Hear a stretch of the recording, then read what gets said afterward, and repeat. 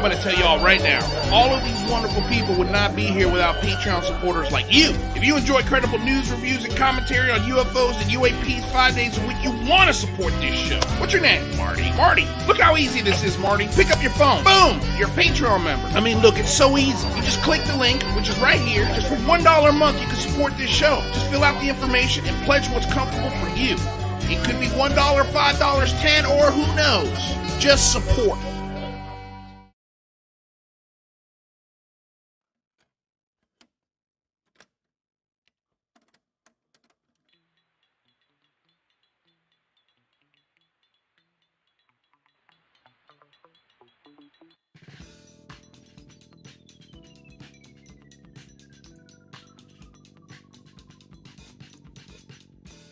Welcome. I'm so glad you made it here to the Unidentified Celebrity Review. We're just about to kick off a very exciting show. Yes, times like this that really reaffirms my interest in unknown phenomena and makes this show and efforts like the Big Phone Home truly worthwhile. We have members of Congress fighting for public UFO reports, and Geoff Red putting up $30,000 to get to the bottom of Skinny Bob. The light of truth at the end of the tunnel seems to be getting brighter. Still, there's no telling how long this ride will last, nor what's waiting there for us.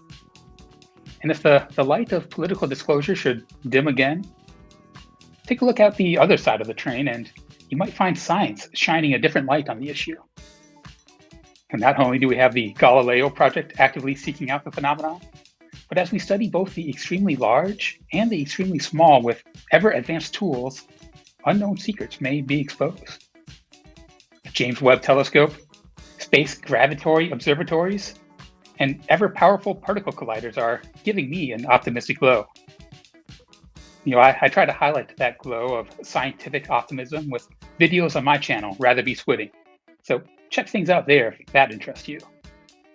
But stay here now. We're all in this train together, and this show is but a boxcar on it. But it's a pretty fun boxcar, with the right people to analyze what's been lighting up over the weekend. So let's kick things off and bring in our hosts of the Unidentified Celebrity Review, Luis Jimenez and Jane Kyle. Hey guys, how we doing?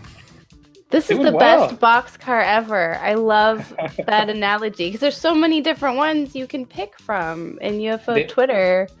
They all I think add everybody value. here in the live chat today, this is a good group. But just understand, though, no matter what boxcar you select, we're all on the same train. True. Yes. We're all on the same Exactly. train. So, hello, good morning, good evening, good day, good afternoon, and aloha. Welcome back to a very pumped up, very excited edition of the Unidentified Celebrity Review, your home for credible news, reviews, and commentary on everything UAP, UFO, science, and emerging tech. My name is Luis Jimenez. My co-hosts, as always, Mr. Rather Be Squidding and Mrs. Jane Kyle, also known as UFO Jane. Welcome, you guys. So happy to have you here. Before we get started with today's show, and we've got some killer guests. This is going to be a really cool show.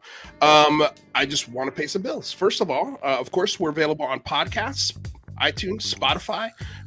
It's available right after the show, so make sure you go over there and check that out. Subscribe, read us, leave us a rate and review. It goes a very long way. We've got a Patreon, as you saw with our commercial at the top of the show, and super chats, of course, are always open. It's a great way to get your question in there, and also support the show. So it's a twofold thing. Make sure you like, subscribe, and share the show. We are so close to 5,000 followers on the channel. I can taste it. It's a small milestone. It's a milestone we really want to get to. So help us get there. Let's see if we can get there before the end of the year. That'd be really cool. And of course, the links for everybody that is going to be on the show and the hosts of the show, everyone's links are down below. There's different ways to support all of the folks that you see here on the show. So not just me. So definitely go show them some love. And of course, don't forget that our show is available also on KGRA after the John B. Wells show. So, tune into KGRA every night pretty much. So, except for Thursday, because that's Singularity Lab. Between us and the Singularity Lab, we do shows 5 days a week. We are a public access channel. We're supported by viewers like you, so we truly appreciate it. Okay, let's get to today's guests. First off, right out of the bat, this gentleman does not usually do public speaking engagements like this. He's done very few. He usually shows up on the Twitter spheres and a couple of other places here and there. So we're very lucky to have him. And I have a feeling he's going to shed a lot of wonderful insight, information, perspectives, and why we should either be super excited, why we shouldn't be maybe very excited, or what we can do to make sure and support Senator Kristen Gillibrand, and a senator from New York, and how we can support her efforts and help make sure that this amendment passes with the verbiage, or we can also talk about maybe other verbiage that maybe we want to see in there. What happened to my man? The music. What's going on with the music? It just seems to cut out. I think it's just my connection. Anyway. End of the track. End of the track. It's definitely not the end of the track, but it's weird. So our first guest is Bob Plissken. It's a pseudonym name. It's not his real name. At least I'm pretty sure it isn't, because he likes to keep his identity very close to the chest, and that's understandable. Bob served as an intelligence analyst in the Marine Corps. As a Marine, Bob conducted 2 deployments that brought him from the halls of Mosul International Airport to the shores of Liberia. Other than Bob's real-world experience, he's had the privilege to receive formalized intelligence training, including intelligence specialist training, counter-narcotics, remotely sensed imagery, geographic information systems, asymmetric warfare intelligence analysis, and counterterrorism analysis, to name a few. Bob earned his Bachelor of Arts in Criminology from State University and his Juris Doctor Degree from Suffolk University Law School. Without further ado, the legendary Bob Plissken. Hello, sir. How are you? Hello. Good evening, good afternoon, and good morning to everybody that's listening. Thank you for having me. It's an absolute pleasure. And then, of course, to help us with this conversation is a regular contributor to UCR and also Salem News is Mr. Jazz Shaw, also of the Debrief. How are you, Jazz? Doing good. Thanks, guys. Yeah. Big topic. Big topic. It's going to be a lot of fun to talk about. So let's get into it. I guess I'll start with you, Bob. How significant is this amendment? What other steps? I know this is going to be debated on the floor here very soon. What are your thoughts, initial thoughts on what Kristen Gillibrand wrote here? I would say an initial takeaway for the senator's amendment or proposed amendment in the language as it is written now is if the previous legislation as written would be hitting the nail on the head with the hammer, this would be hitting it with a sledgehammer. It's just, it's the way that it's written. It shows the intent of legislators in order to provide a robust, a funded, and fully integrated force that's also going to incorporate the civilian side and the intelligence community and all assets that are under it.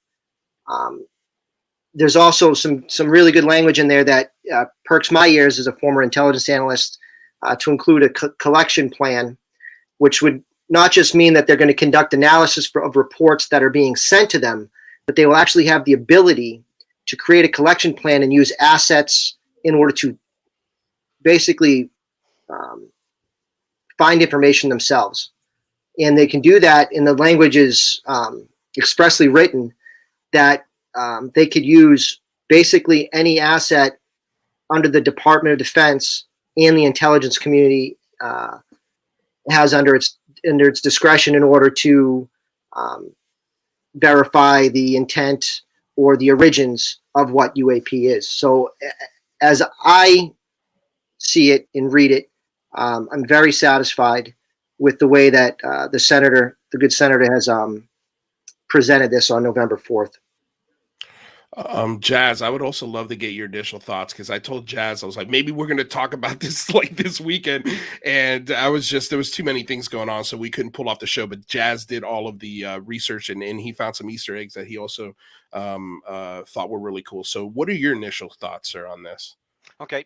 First, just out of respect to the person in question, and I realize it's not a common pronunciation, but the senator's name is pronounced Gillibrand, not Gill. It's Jill, like Jill, pronounced. I don't disagree with Bob, I have a lot more specifics. I published a really long article yesterday going through some of it. What I saw is some of the highlights that we can talk about that are really jarring. I agree. If it might not even just be a sledgehammer. If the other one was hitting the nail on the head with a hammer, this could be dynamite. Yeah. It's big. There's a lot of nuggets in there to ferret out, but some of them are huge. It's so much bigger than the language in the House bill, the NDA. Right. So I don't know. It's up to you. It's you guys' show. I think there's two aspects to what's been going on over the weekend we can discuss. One of them is misunderstandings about how the process works and how this goes forward, if it goes forward, if it makes it a completion. And the second part is more what Bob was talking about, like some of the real goodies that are buried in there. So whatever you guys want to start with. Yeah, go for it, Bob. Jazz, I read the article. Great article. Thank you for putting that together. It definitely, the constitutionality of our government is not always clear and cut, or not easy for a lot of people to understand. And definitely had to break out my law school notes and flip through some pages and make sure. And so thank you for putting that together. It was really well done. I enjoyed your article. Yeah, it's often clear as mud, so I only bring that up because, like I said, I've been watching a few shows over the weekend and, of course, following UFO Twitter. And I've been seeing a lot of excitement, a lot of people talking about it, really big news.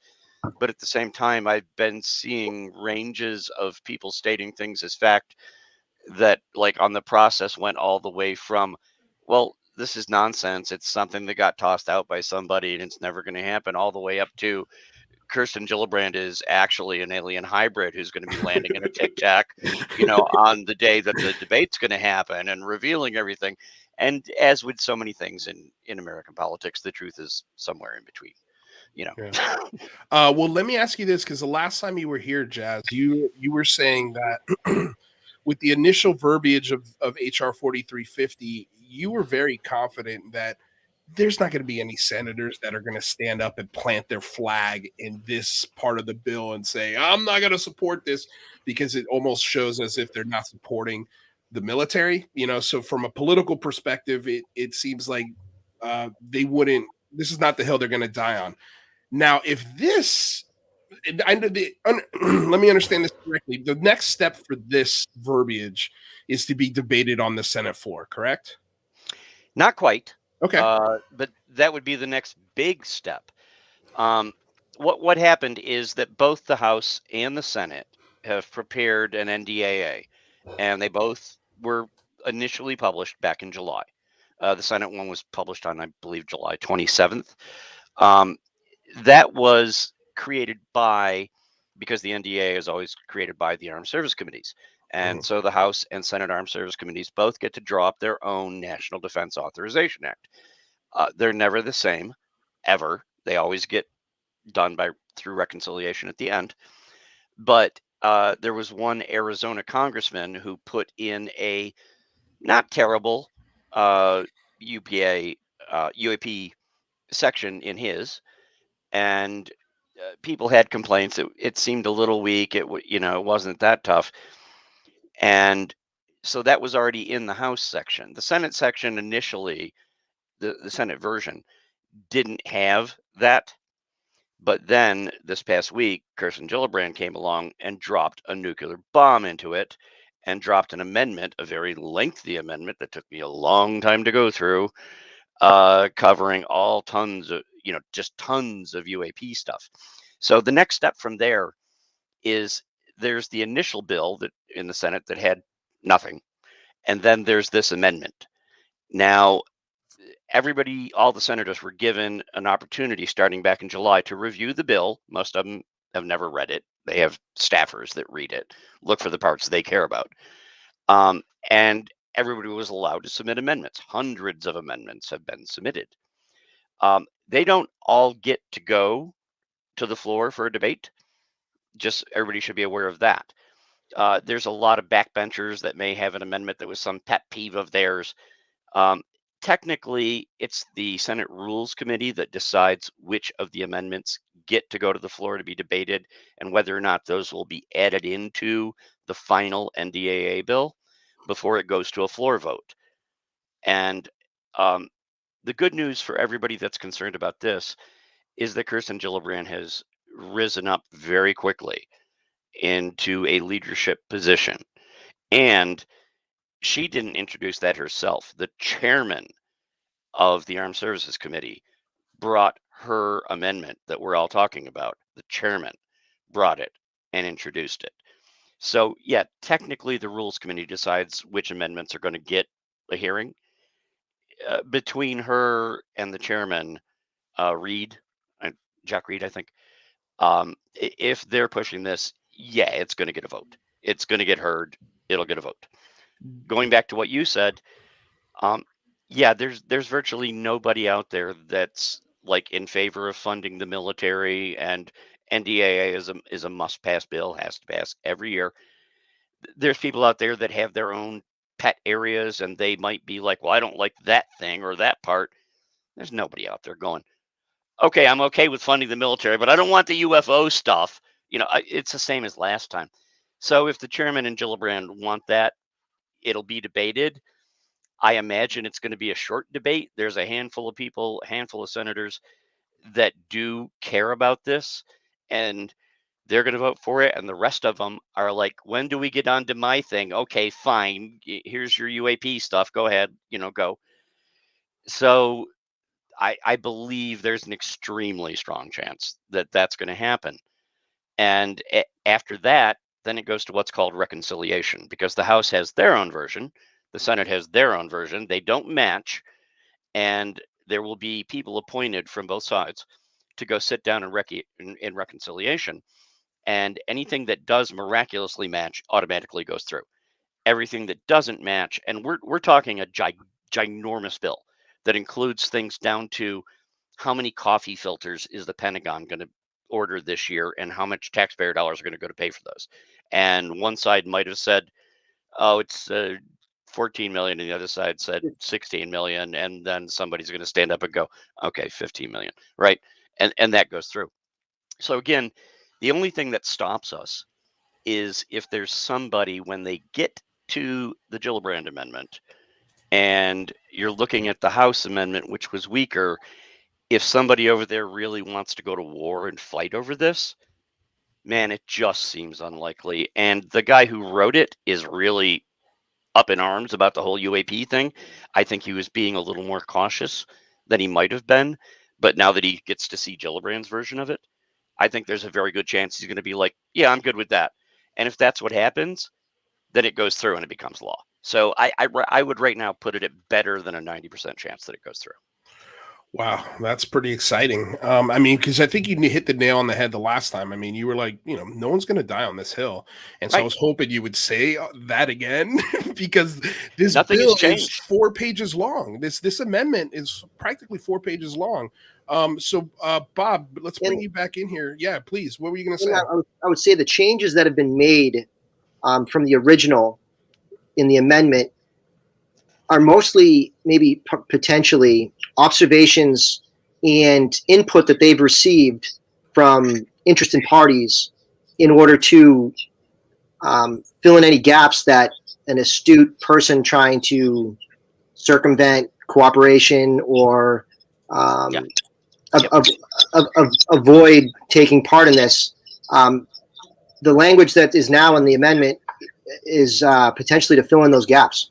So it's either the legislators are paying attention, or somebody's lobbying, or it's just a lot more robust, and it just fills in a lot of the gaps. And if whatever's passed in the Senate, it'll go down to a conference committee. So they'll have the committees basically from the Senate, individuals from both committees, and they'll sit down and then work out whatever language that they want to put in the final bill.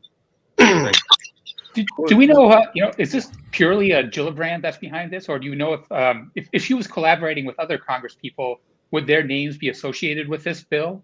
I've seen there's usually a sponsor and a co-sponsor, but the only thing I saw was her name on it, but I couldn't speak. Like, is there any chance Lou Elizondo consulted her on this, right? Like, who is there a bigger group of people behind this, in a not in a malicious way? I mean, it sounds very specific. I think that's a great question. I mean, she's a hardcore ufologist, right? Yeah, exactly.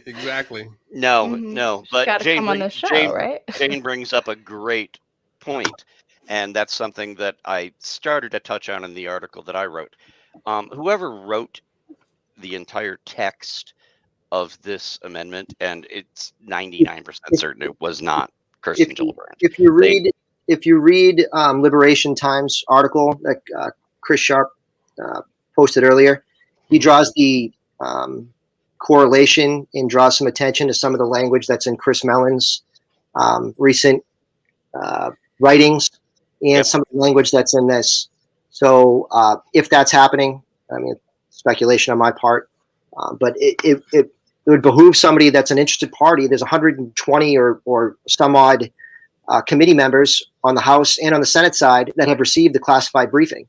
So they potentially, if they paid attention, saw the full intelligence report, and they know that there's something anomalous happening, and they potentially don't have the answers, and they want to know what's happening. So the House put together a very a great piece of legislation in order to move the ball, and the Senate came down and they added some teeth to it. So it's the legislation is on board, and it seems that they're asking questions. And when you really start going through line by line, this amendment and even the previous piece of legislation, it's unprecedented, and I believe, to me, it shows intent, especially this new one. It shows intent that they want answers. They want to build a task force or a anomaly surveillance and resolution office that has what it needs to figure out what is happening, so that we can answer this question and either move on or see where it takes us.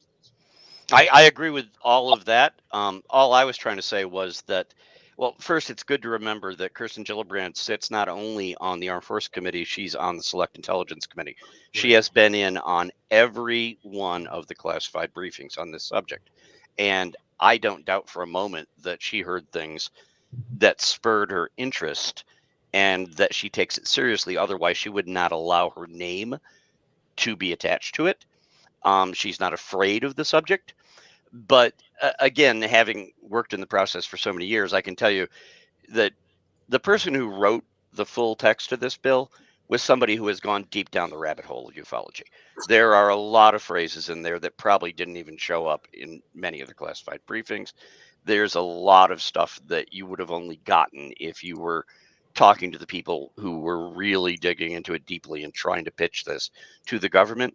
So whoever was assigned to draw up the final language for this amendment, and I'm sure she read it and she approved it. I don't think she wrote all of it, but she's behind it, is my point.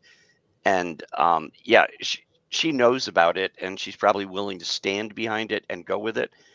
I've searched as much as I could. She's never said a word publicly about this. She's never said the phrase UAP. I've never covered her before. No, well, I cover her, but she's one of my senators. Yeah. You know, I believe me, I have a little bit of a history with her, not all of it great. But, you know, so yeah, she's serious about it. She's going to go to bat for it. But the people she assigned to go dig into this, they're talking about transmedium vehicles. That only entered the general ufology language in the last year and a half or so. It's a fairly new thing. You know, there's a ton of stuff that we can get to, and I know Bob will too. You know, go into some of the specifics, which are really amazing. But the text, a lot of the text that was included in there is not only forceful, strong, demanding, but it speaks to things that have not been discussed on the open floor. It cuts to the bone. It does. It hits so many big points. I mean, the first one I'll bring up, and I'm not going to drag it up and read it and take up the whole show, but one of the first things that jumped out to me was the information that ASRO which we're going to all learn to say pretty soon, is going to be able to ferret out and collect is information about people who have had physiological effects from interactions with UAP. This is uncharted territory for the Congress. Okay. Before it was always, well, are there strange things, or might they be weather balloons, or are there things? And last report we got, yes, there are things. They show up on radar. There's things, right? Now they're delving into areas like, people have allegedly interacted with these things, and some people have had bad physical and psychological effects from them. Mm-hmm. If they're collecting data like that, they've already moved past are the UFOs real. Now they're moving into really new territory. Yeah. And they're going to collect that information. And if they're going to make any of that public, buckle up, kids. Yeah. If you want, I could try to go, I guess not necessarily line by line, but maybe align some key things that it stood out to me, the similarities in language and highlight the differences. So the legislator, as written, is to establish, again, no later than 180 days after it's passed, a office that's going to take over for UAPTF. Again, so now the changes. The change is the name, the Anomaly Surveillance and Resolution Office, replacing UAP. So with that, it's fully encompassing in all aspects of the phenomena as it's been potentially presenting itself to our intelligence community and possibly through history. And also to surveil and resolve the issue, resolution. So we're going to surveil it, we're going to find the anomaly, we're going to surveil it, and we're going to resolve. We're going to find there's an end to this. We're going to figure out what it is. So the operative language, again, I enjoy as a student of law. It seems that it's much more accurate and potentially better encompassing of what they're trying to do, what the intent is behind this legislation. Again, jump in at any time. I'll just. Yeah, no, please continue. I'll just keep. The name change there is really peculiar to me. They're taking aerial out of it. Does that kind of mean or suggest to you all that you're going to do OSAP type stuff? Investigate things on the ground like they did at Skinwalker Ranch? It talks about submerged objects. It's transmedium, submerged, and then also aerial. So yeah, I think so. I think that this amendment seems almost more interested in the transmedium and the submerged, maybe in and out of the ocean, than your just typical UFO. You guys are there's all, a whole advisory correct. committee around it. You're totally correct about that, because the House version, one of the major complaints that was raised about the House version was that ASRO was going to be dealing with reports from pilots and flight crews, all military. That's it. You look at Gillibrand's language, and Jane's correct. It was things seen in the sky, basically, And now you look at Gillibrand's language, and all of a sudden it's like, no, it's not just pilots and flight crews. It's not just even the military. It's intelligence. It's the FAA. It's commercial pilots. Anybody is supposed to have a path to file a report. And it goes on to say, it's not just things in the air. We're also looking at transmedium things, that the word, like I said, appears right in the amendment. Things that come from space into the atmosphere, things that go from the atmosphere into, quote, bodies of water, basically the ocean for the most part. So she's like broadening it out where they're going to be collecting and have the ability to demand and collect reports from civilians, from military personnel, intelligence officers, non-military government employees, pretty much covering the whole range. It would take the whole show to read all of it, but yeah, she expands that so far beyond just what the House was saying, which was pilots and flight crews. Continue, Bob. Some of the new and operative language, the shall and require, good legal terminology to highlight that each element of the intelligence community with any data that may be relevant will make available immediately. Now, like those sentences. So any information that anybody in the agencies might have that may be relevant, you need to hand over immediately. Bob, which agencies does that cover? All of them? I mean, does that include FBI, CIA, NSA, Department of Energy? I mean, like which agencies? All of the entire intelligence apparatus. Wow. So I have a few. Even further down in the legislation, it's in one of the reports. I think it's the biannual report. They want the Intelligence Committee wants to know who did not hand over information and why they didn't hand it over. So Right. not only Hey, Bob, I'm sorry, Bob, Jane. can I ask? No, I'm curious. So I have a video where I go into this, and I was really struck by the term. I was really struck by the term intelligence community. It's in there 3 times in the amendment. And I don't know if it's in that section you're talking about, Bob, but it's in there 3 times. And then there's also a definition of it at the end.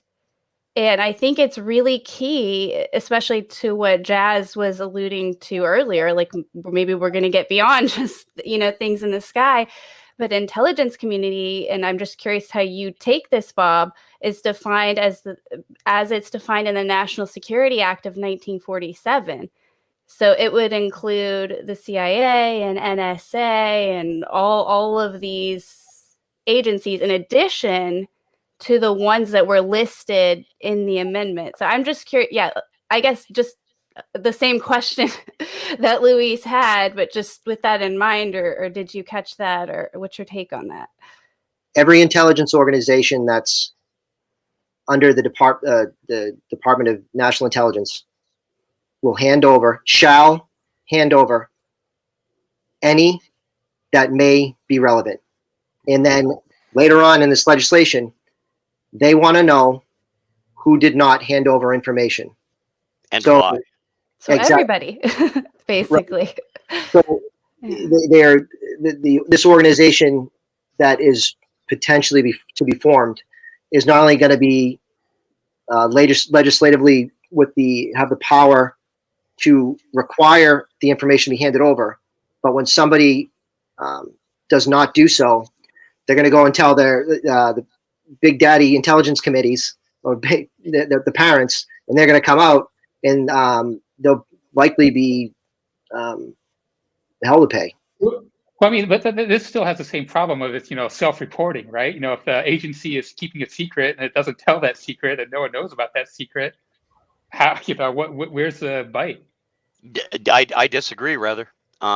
First of all, as far as the agencies, there is a long list. If you go down to section C, subsection 6, when it talks about coordinating with other departments and agencies, they include agencies of the federal government, and I've got this pulled up right now, including, although not limited to, the FAA, NASA, Homeland Security, NOAA, and the Department of Energy. Everybody who follows this story knows that traditionally, 2 of the agencies that have been the most closed-mouthed, aside from the Air Force, who doesn't say anything, have been the FAA, who refused to say anything forever, and the Department of Energy, which controls all the nukes, and they never say anything. And they were specifically called out here that you will deliver the information to the new office. And section 8 right below that says that they will be preparing reports for Congress based on this information they collect, which you will supply in, quote, both classified and unclassified form as required by subsections H and I. So she's just hitting them with all barrels at this point. It's like all the people who have been keeping their mouth shut and wouldn't cooperate, you're going to start cooperating now, or you're not going to be in compliance with the law, and we will threaten your funding. And then so she's intelligence community in there too, with like an asterisk definition that includes a whole other group of people that were established just a few months after Roswell too. So it's like you're kind of trying to get at that too. It's very bold. I am curious because I see what Rather's saying. Excuse me. Oh, I would say through the investigative process of a funded I'll say task force that has the also the funding to send field investigators out, which is also in this legislation. So when you hit a roadblock and you know that an agency has collection coverage of a certain aspect and there's a gap, again, so it might be difficult to talk within what I'm trying to express here. So let's say you know the NSA is covering a certain aspect of what they do, and all of a sudden you hit that gap, and you're like, "Oh, hey, hand over any information you have from X asset that we know that is operating this because I'm a career intelligence person." And the NSA goes, "Oh, no, we don't have anything." It's like, well, was it down? Was it not working? You know, and then if they don't give you anything, then you just note it and tell the intelligence committee later on. So hopefully this will be a robust or populated by people that have been in the community long enough that they know or aware of, you know, our capabilities. And then when there's a gap, that means somebody is withholding that information. Again, this is my opinion on this. So, well, yeah, I think Bob's aware, by the way, that there are going to be cases where they go and say, "Hey, we have the authority. Here's the law gives us the authority. Give us what you've got." In the intelligence community, and where that crosses over with the military and even the civilian contractors in the military-industrial complex, there are people who could turn around and go, "We have no idea what you're talking about." And most of the people that are up front in the front offices that are dealing with all this, they have no access to that, and they don't know if they're being lied to. So no, I'm not 100% confident that suddenly it's like, "Oh yeah, we got Skinny Bob back here in the fridge. Let me wheel him out." You know. So no, I don't see that happening. But I do think they have a lot more leverage, and they can put pressure, particularly if the Senate or if Congress can threaten their funding, that you would at least get more than you got previously. Then National Defense Authorization Act year 2023 comes out, and it says specifically this agency, this group, this something, turn over your information, or they'll have a meeting with them in a skiff, and they'll talk to them like, "Hey, why aren't you providing this?" Maybe there's a real explanation. Maybe there was an operational reason why they weren't going to give that over because somebody's life was on the line, or there could be real reasons. It's just let's identify them, and then next legislation cycle, we will re-legislate this and identify new gaps and fill those in. Again, this is it's a running gun battle. It's not this is not going to solve the problems, but it's going to either solve some of them and then identify others, and then we continuously evolve until not happening overnight. But I agree, it's a run and gun battle, but I do think it moves the ball down the field. That's all I was saying. And Congress now will have, assuming this passes, a lot more leverage, and most of that leverage comes in the form of money. And once now they have a budget, a big budget, and then they have to be under these reviews and these restrictions. And if somebody comes back from the new office and says, "Hey, these guys aren't cooperating," then, like Bob says, next time it comes around, it's like, "Oh, you want to keep that budget going? What's the deal? What's going on?" You know, you might not get everything, but I bet you get more. Well, I can tell you, this sounds a lot like Fourth Gear that Lou Elizondo has hinted at. This is a shifting of gears here. I am curious, and we're going to get to Artis and Tony's question, which asks, all government action since circa 2017 is a bigger Gantt chart of action and disclosure. What say you? I don't know if I really understand that question. Tony, do me a favor. But it's essentially saying that, you know, this is a planned, scheduled disclosure. A Gantt chart's kind of like a chart that has, like, you know, different things that go down, and how do you schedule like something that has multiple parts and stuff like that. I mean, so do you think this is part of a playbook? Go ahead, Jane. Sorry. Oh, and with dependencies, so corporate world that I come from. So yeah, so it's not just scheduling. It's like, well, if this happens and this, and you adjust it, and I mean, and that question, does Bob and Jazz, do you think this is part of a playbook with all your kind of more insider? Maybe, Info. maybe. I think we're giving a little too much credit, and I'm not trying to Yeah. cut Bob off. We're giving a little too much credit for the people in Congress and the people in the front office at the Pentagon and in the intelligence services. We're giving them a little too much credit. Like, well, they actually know everything that's going on, and if they don't get what's demanded, then they're going to know they didn't get it. Right. I don't think they know all that stuff. There's a lot of stuff that goes on, like we were just saying, in that whole chimneyed environment.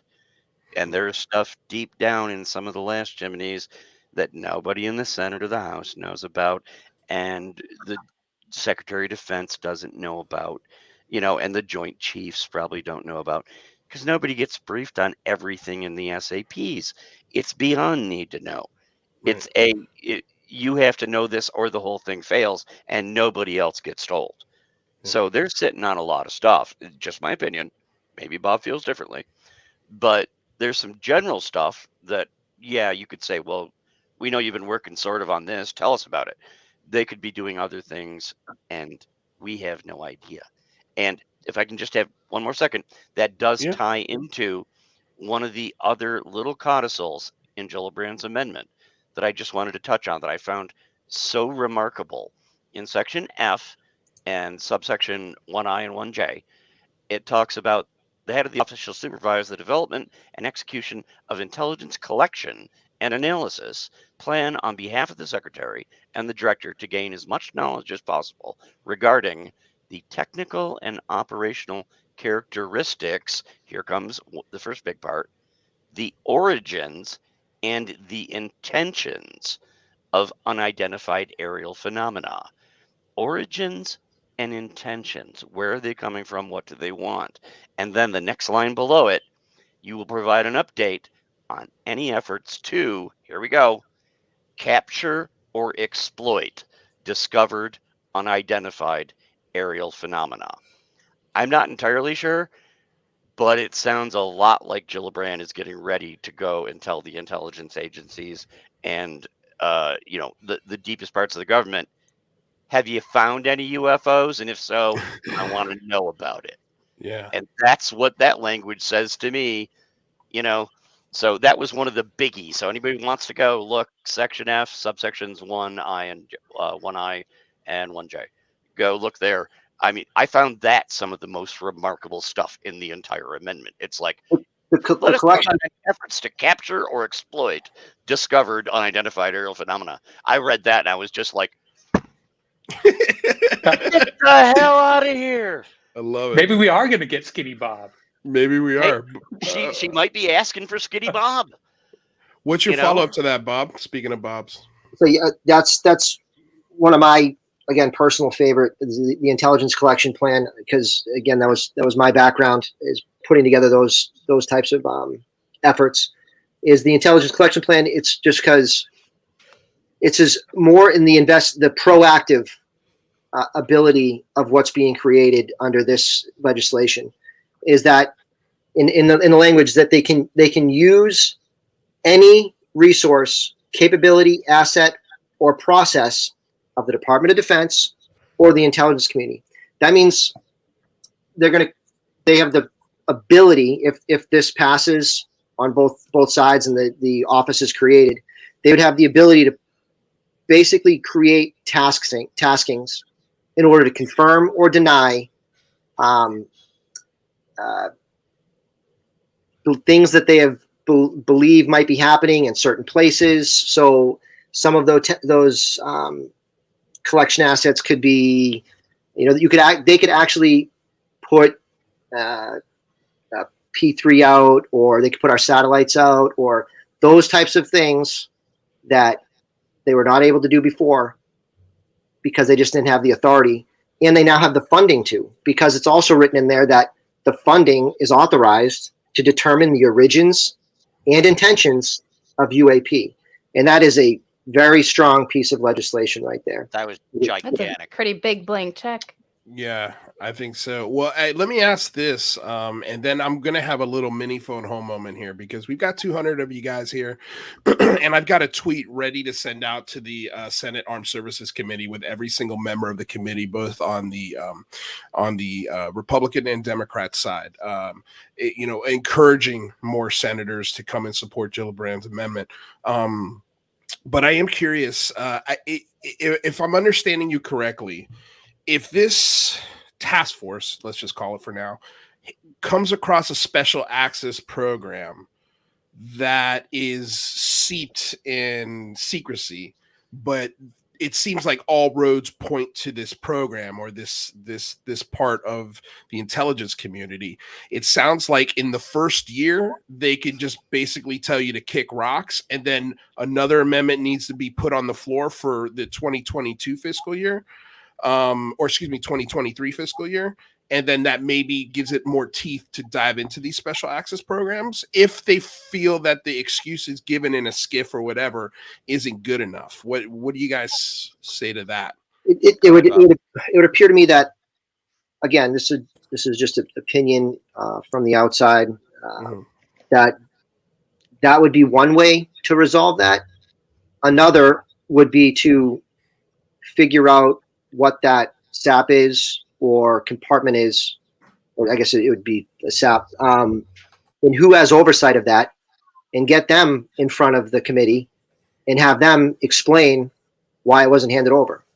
Or it would, again, have to be related to the topic at hand. They're not just going to have carte blanche to go everywhere and start kicking in doors. But if that excuse that's given at that meeting is not good enough and the senators come to the conclusion, okay, well, that's a decent reason, but it's not good enough. And so we're going to write another law with more teeth that gives us the authority and the power to knock down the door and make sure, with, of course, I'm sure the understanding of, hey, if it's something that's national security that shouldn't be shared with the public, it's not going to be shared. But everything outside of that is going to be put in a report for at least a congressman or a senator to read.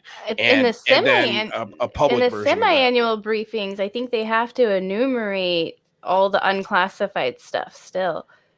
So that's the unclassified stuff, right? And right. I'm gonna partially disagree for it. If nobody minds. I think Luis's question is a great question, but it makes one assumption that can't be validated. And the people that we've spoken with, both for the debrief and for Salem, that are knowledgeable, you can read some of Tim McMillan's older work where he goes into the challenges of this. In order to demand answers, you have to know the question you're asking. In order to ask a question about a specific thing, you have to know or at least suspect the thing exists before you are able to ask about it.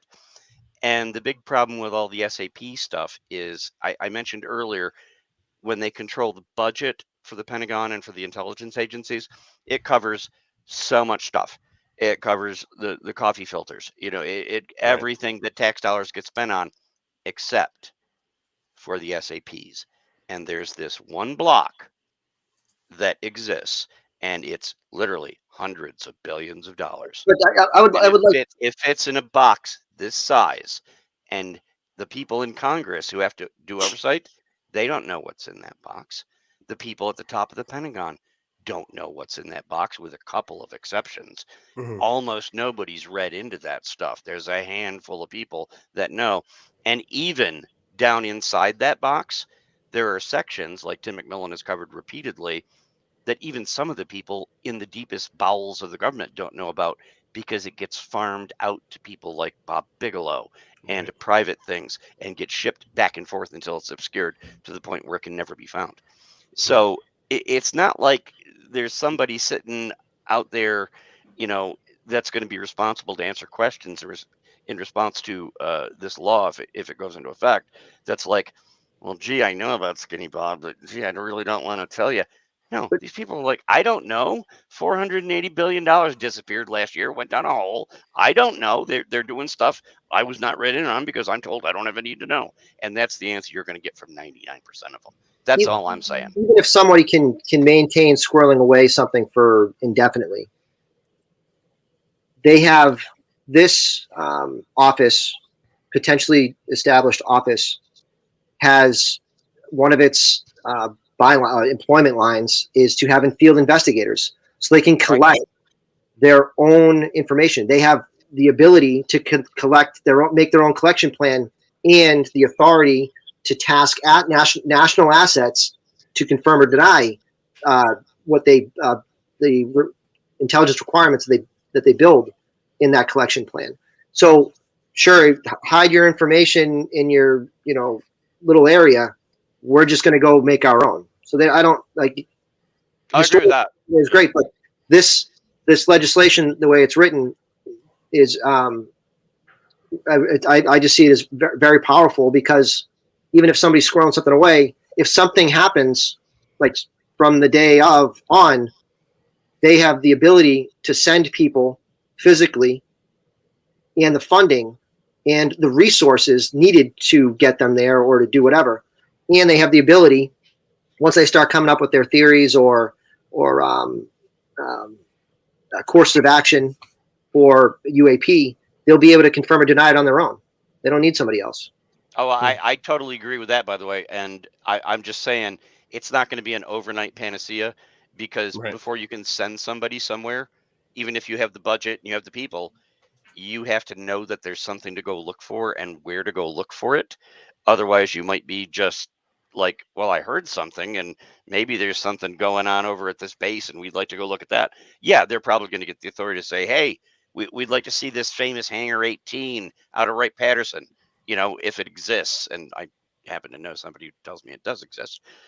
They might get something like that, but again, it's not overnight. That's all I was trying to issue caution. Don't get too excited. Like, oh yeah, here we go. Here's Skinny Bob.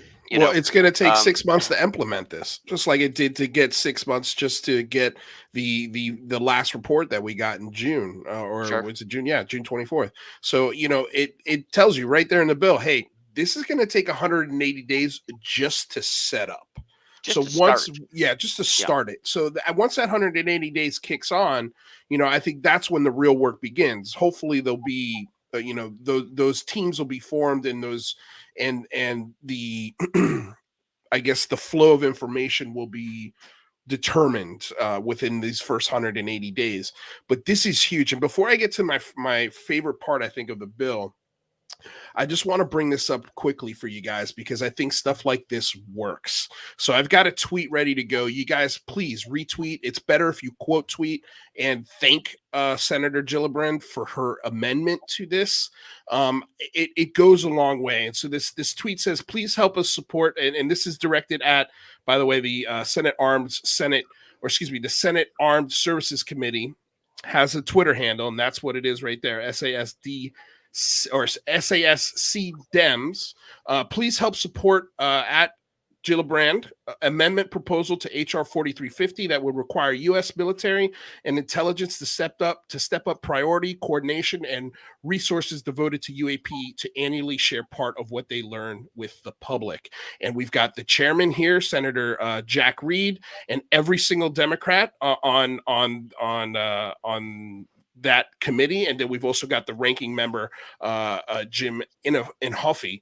Inofe, thank you, Jazz. And we've also got some hashtags and stuff down here. So do us a favor. I'm tweeting it now. Feel free to help us with this, because I think 200 people retweet this at the Senate Armed Services Committee. Stuff like this moves the ball, whether you believe it or not. And again, I'm not sitting here. I don't want to take credit for this stuff that's happening, because I think behind the scenes you had Christopher Mellon, Lou Elizondo, who have been really, and I know for sure that the Skyfort guys this is like their mission, is to work behind the scenes and get legislation written and hopefully passed. And I know it's just conjecture, but I think Christopher Mellon had a huge hand in the verbiage of this amendment. And totally agree. And I think things like this help. So do us a favor, help share that. But the thing that I really, really loved about this amendment was they put in a public option. They put in a public report, which Hey, is Luis, while you're yeah, doing that, can you just pop me backstage yeah, for a you second got while I it. take care? Do it. We've got a public. So we're going to get a public report out of this if the verbiage stays relatively the same, which I think it will. If anything, I think it might even get improved on a little bit, because I don't think anyone was saying, hey, wait for the amendment to come. Wait for the amendment to come. The amendment's going to be even better. Nobody saw this amendment coming, especially from Kristen Gillibrand. Like, that was out of left field. And so when this hit, it for me was super exciting, because I was like, oh my God, if this goes through, we're going to get another report. And I think this one is going to be longer than, what was it, 9 pages that we got in the first public version of the report. And then what really excites me is what congressmen and senators are going to be able to see. And I think it's going to excite them, and I think they're going to want to talk about it more. So, I wouldn't be surprised if publicly in a couple of days here, or within the next coming weeks, we get a statement from Gillibrand, because someone's going to ask her about this. This is a 4-page amendment to a UFO part of a massive, massive, massive bill. I think go for it, Bob. Yeah, the something that, because it's all the way towards the end, the Aerial Transmedium Phenomena Advisory Committee, and what that creation could potentially mean.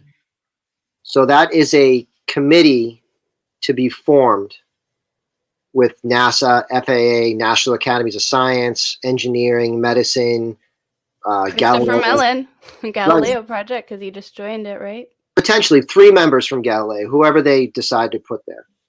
Also, Scientific Coalition, UAP. So these individuals, government and non-government, and even at the end, it says 5 additional members, 3 of which that are not federal government agency or contractor.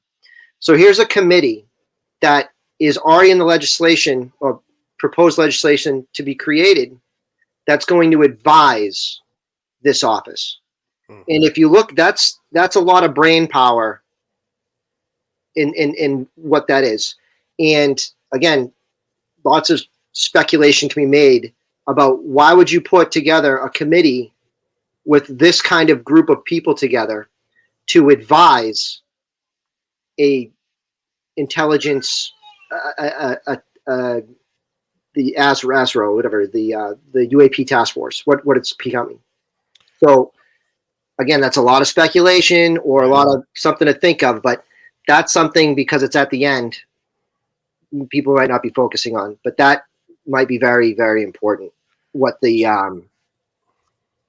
could be learned between now and October 2nd, 2022, that we would want to put a committee together like that to advise a Department of Defense intelligence community organization. G West with a $5 super chat question, and I kind of want to throw a little caveat to this question too, because I think this is a big fear. Are there any worries that whatever task force or office is created, they just continue to lie to us and say they haven't found anything in reports?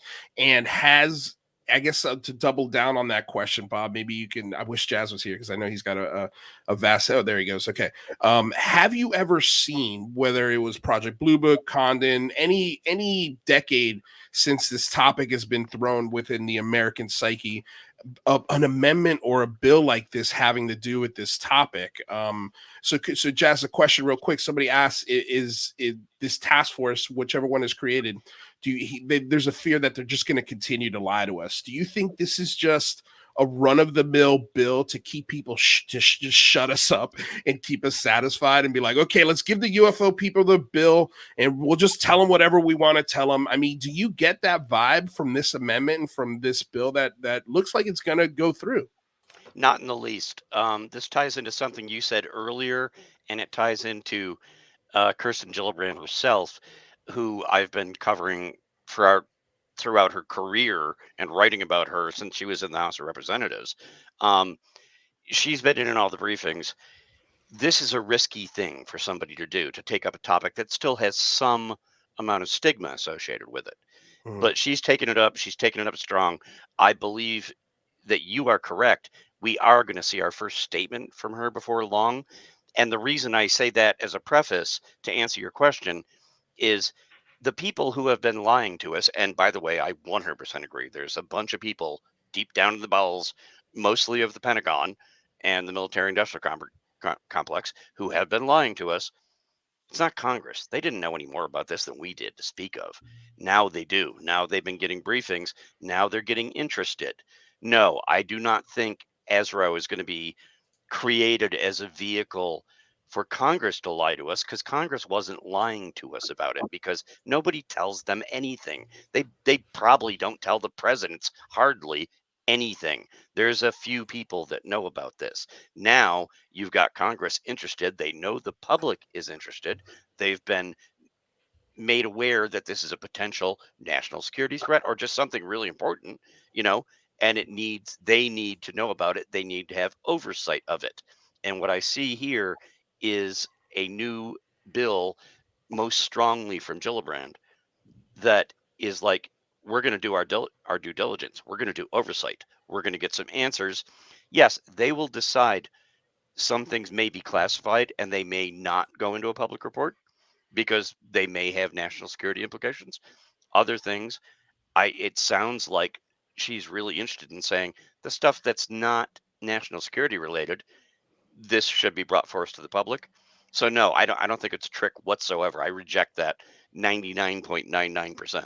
They're not getting ready. They're not building something to lie to us because they don't know what they would be lying about yet. They're just going on this exploration. Like, hey, this is new information. This is important. Let's get this information, and we'll decide what to do with it. So no, I do not agree with that assessment or that worry that this is just some sort of scam to trick everybody. No, it's never been Congress before. It's only ever been the military and only certain pockets of the military. And now Congress is involved. And now, and we've discussed this on previous shows, now they're going, oh, by the way, we're going to set you up with this great office and it's going to have a lot of money to spend, but we control the money. Yeah. So you do what we tell you to do, or we take the money away. And that's the biggest leverage that Congress has. What do you think about that, Bob? I think that enough serious people saw stuff that left them with questions, and through legislation that's coming out, either of them, they are arming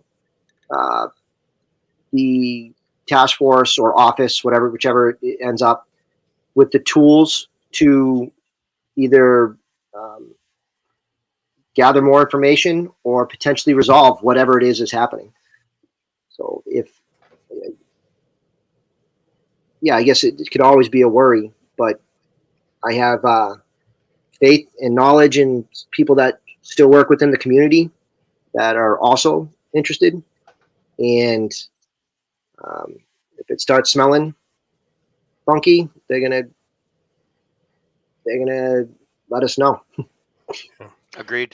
So real quick, we're running low on time here, guys, because we got another guest coming in. But I wanted to open up to Jane and Rather. Did you guys have any other questions or things that about this bill that you wanted to explore real quick while we got Bob and Jazz here?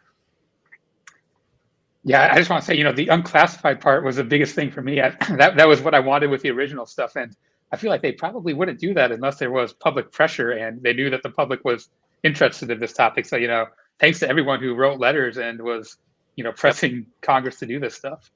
Thanks to you guys. I still maintain to this day the big phone home was part of it.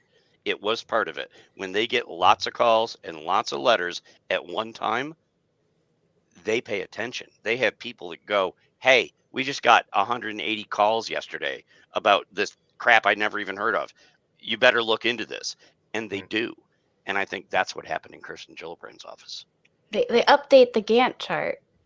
Yeah. I am curious of how these amendments work. Just lastly, real quick here. I don't know, Jazz or Bob, if you know. But were the agencies that were included in this amendment, were they given a heads up? Like, if I was in one of this long list as part of like the Transmedium Advisory Committee, and this is how I found out about it. I mean, how does that work? There had to have been a group of people that knew this amendment was happening, or No, it would go through the Inspector General's office, but only for a cursory look. Any member in either chamber can introduce an amendment. Those amendments are developed in that office. Kristen Gillibrand had people, whether they tipped her off or she went to a briefing and said, hey, go find out about this. I want an amendment. And here's the general headline. And she would put somebody knowledgeable on the situation to write the actual text. But yeah, it comes down to a question generally of how polite do you want to be? I'm about to step on somebody's toes. They might give a call to one of those offices and go, hey, by the way, we're working on this, just so you know, so you don't get blindsided. Yeah. Other groups, I mean, like the Air Force, there's no love lost with a lot of these people, including Gillibrand's office for the Air Force. The Department of Energy never talks to anybody about anything. That's what I was wondering. Is like Department of Energy, I don't think they got read a heads this? up. But none of them get a say. Congress has the final say. They control the purse strings. They get to spend the money. They get to make the rules. And all those people in those agencies, they're obligated to follow the rules. All those agencies and organizations have a compliance section full of lawyers that if new legislation comes out, they're like, okay, today we're using blue pens. Everybody get blue pens. All right. Now we're using black pens. Everybody get black pens. So there's an entire legal section. now UFOs are real. Right. Yeah, exactly. Yeah, interesting. Nobody was compelled to go and say, oh, by the way, I got this amendment coming that you might not like. No, Congress has total muscle over that. Real quick, Jazz, I think you need to get a shot ready because Byron McDonald is just putting in $5 super chats to make up a 50 because for some reason his super chat's not going past $5. But I'll be right back. All right. So William Edwards Photographic with a $5 donation. Thank you guys so much for these donos. They really, like I said, they help the show exist and be here 5 days a week. We've all heard that the cover-up is a crime. The legislation clearly spells out the fact that it's a crime.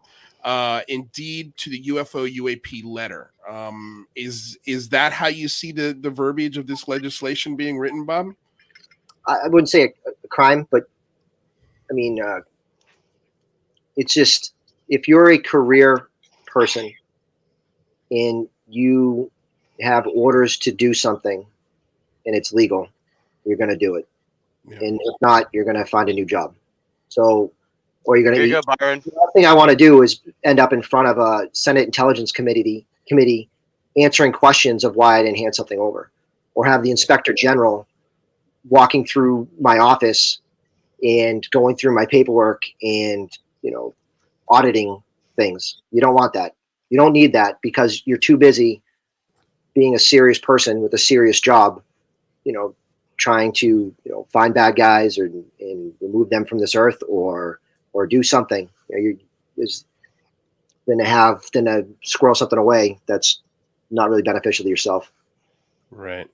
Yep. Well, I guess let's end here, and I'll let you guys sort of give us, I guess, your final thoughts. Like, what do you think this means for this discussion going forward? I mean, I know, Bob, you sort of equated this to a sledgehammer for a nail. And I really, really love that analogy because I think you're right. I think this is a sledgehammer to a nail. I personally think, especially if this amendment passes through as it's written, I can't imagine, again, somebody dying on this hill, making sure that it's not put in there. But I think that this 2021, this amendment is going to be the thing, other than the 2017 Nimitz and Go Fast and Tic Tac. This is going to be the next thing that people are going to look at from a historical perspective and go, that was the amendment that changed the entire conversation. Am I understating that? And I guess we'll go to you, Jazz, and then we'll end with Bob. I don't think you're understating. You're not overstating it. You might even be understating it. When I finished reading it, we were talking in the private DMs and stuff. I mean, huge doesn't even describe this. I mean, this is gigantic. If this goes into law the way it is, and ASRO is formed and is fully funded and is given all the powers that Kristen Gillibrand has called for, and it, like we already said, not going to happen overnight. Right. But oh my God, it has a specific purpose, a specific task to go and find this information and determine what should be going to the public and what's important but might need to be kept for national security reasons, but a much larger collection of data. And when data like that is collected, even the more secrety stuff tends to leak out eventually. I think this is gigantic. I told you guys before, I saw a couple of memes going around, and I would encourage everybody not to keep doing this, at least not at this stage.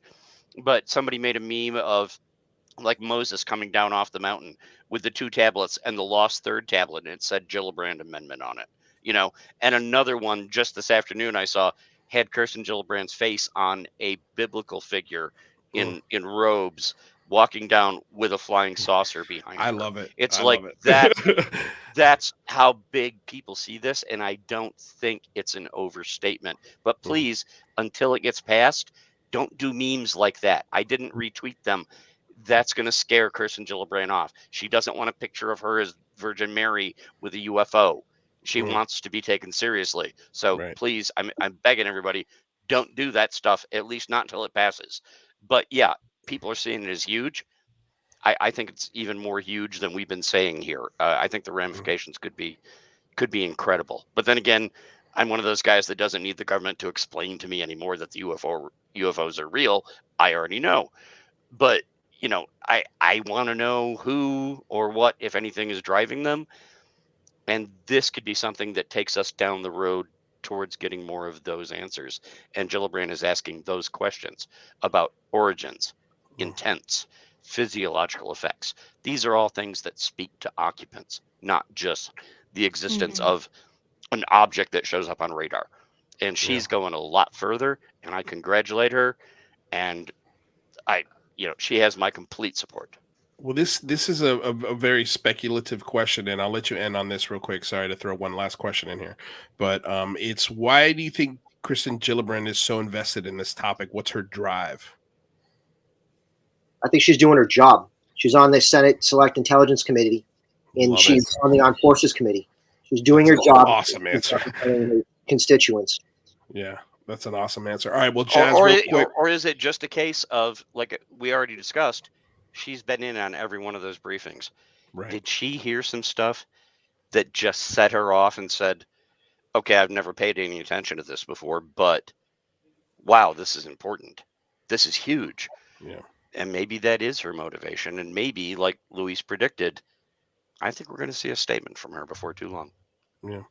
Well, Jazz, everybody's loving this shirt. If you love Jazz's shirt, check out our merch store. The link is down below. We have these shirts available for you guys to buy, the dolphin and the Tic Tac. So appreciate the support, Jazz, as always, and your voice and your perspective on this. It is absolutely invaluable. I can't wait to talk about this more as we get more statements, more details. I think we should do like a watch party on the C-SPAN debate on this when it goes to the Senate floor, because that's going to be fun to watch. So thank you, sir, for stopping by. We'll see you soon. Thank you for having me. Everybody support the channel, and always willing to do shots. Anybody else wants to throw money in, because these guys are doing the Lord's work. Okay. Appreciate it, man. Thank you. Bob, thank you so much for your time. A lot of people in the chat like, who is this guy? Who is this Bob Plissken, and why is Kurt Russell on the show? So real quick, if you could tell people sort of why you keep your identity close to the chest, but why people should take you seriously. I know that's kind of a weird thing to ask of you, but can you give us a little bit of insight as to why? Yeah, can I take a minute or two to explain that? Please take your time. Take your time. Jeff, are you good back there? Sorry, we got Jeff in the back. Give me a thumbs up. All right, Jeff is good. Take your time. When I was a young Lance Corporal at the schoolhouse learning how to be an intelligence analyst, I gave my first intelligence briefing. and it was just a training exercise. After the briefing, my instructors, they were like, well, Lance Corporal Plissken, that was an incredible brief, and you covered all the bases, but you have the worst Boston accent and it was very distracting. And at that moment, as a 19-year-old, I realized that the individual presenting information can sometimes be a distraction to the information they're trying to present. So by removing me from that, and I can just focus on analysis that I present here, or a take with the established background, it can just be a focus on that. Also, I'm an aspiring attorney waiting on my bar exam results. And I owe my future employers and my future clients, they deserve zealous advocacy that is free of distractions.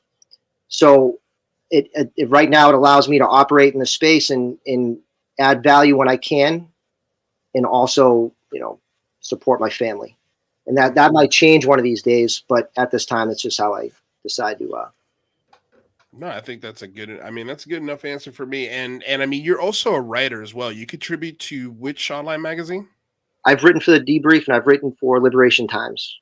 Right. So, I mean, this guy, Hollywood Dreams, he says, oh, sorry, that's just total bullshit. I don't think so. And if you go look at this gentleman's work, he's been on this since day one. And I appreciate your voice. And even though we don't get to see your face, even though you think it's a distraction, and I agree, I think that's a very eloquent reason as to why. I told you I was going to be out in LA. Maybe we meet for that drink. Please do. Please do. That's a definite that we're definitely doing that, Bob. So when you're here, hit me up, and that's first drinks on me. That's for sure. Sounds good. Thank you very much for having me, Jane. Thank you very much, everyone. Yep. Thank All right, you. man. Thank You. We'll see you soon. So Meat Cutter here real quick with a $5 super chat. Man, that hour went by so fast, honestly. I wish we had a 4-hour show today. So the Meat Cutter says, pump that Discord. This combo is going to continue an hour after the show is over in the Discord. Do I smell a reset, by the way? You do smell a reset. We're going to do a reset right now. If you guys were curious, that was Bob Plissken. And he was, I just want to go ahead and get his bio up because I want to make sure we get it right. But Bob served as an intelligence analyst in the Marine Corps. He was a Marine, and as a Marine, he conducted 2 deployments that brought him from the halls of Mosul International Airport to the shores of Liberia. Other than Bob's real-world experience, he's had the privilege to receive formalized intelligence training, including intelligence specialist training, counter-narcotics, remotely sensory imagery, geographic information systems, asymmetric warfare intelligence analysis, and counterterrorism analysis, to name a few. He's got his Bachelor of Arts in Criminology from State University and his Juris Doctor Degree from Suffolk University Law School. So this guy is a wonderful source of information when it comes to breaking down the law, when it comes to breaking down a bill or an amendment. And you heard him here. Sorry if you think he's full of shit. I don't. I think he's a great resource, and we're going to continue to use him as much as we can. So real quick, before we bring in Geoff, which is going to be a really cool part of the conversation as well. Let's go ahead and just play that Patreon commercial for you guys. I'm going to tell you all right now, all of these wonderful people would not be here without Patreon supporters like you. If you enjoy credible news, reviews, and commentary on UFOs and UAPs 5 days a week, you want to support this show. What's your name? Marty, look how easy this is, Marty. Pick up your phone. Boom! You're a Patreon member. I mean, look, it's so easy. You just click the link, which is right here. Just for $1 a month, you can support this show. Just fill out the information and pledge what's comfortable for you. It could be $1, $5, $10, or who knows. Just support. All right, guys. So let's bring in our next guest. Which it's gonna be a fun last hour, you guys. So our next guest is going to be Geoff Redd, and he has a doctorate in natural resources and environmental sciences with a keen eye for detail and a knack for scientific investigation.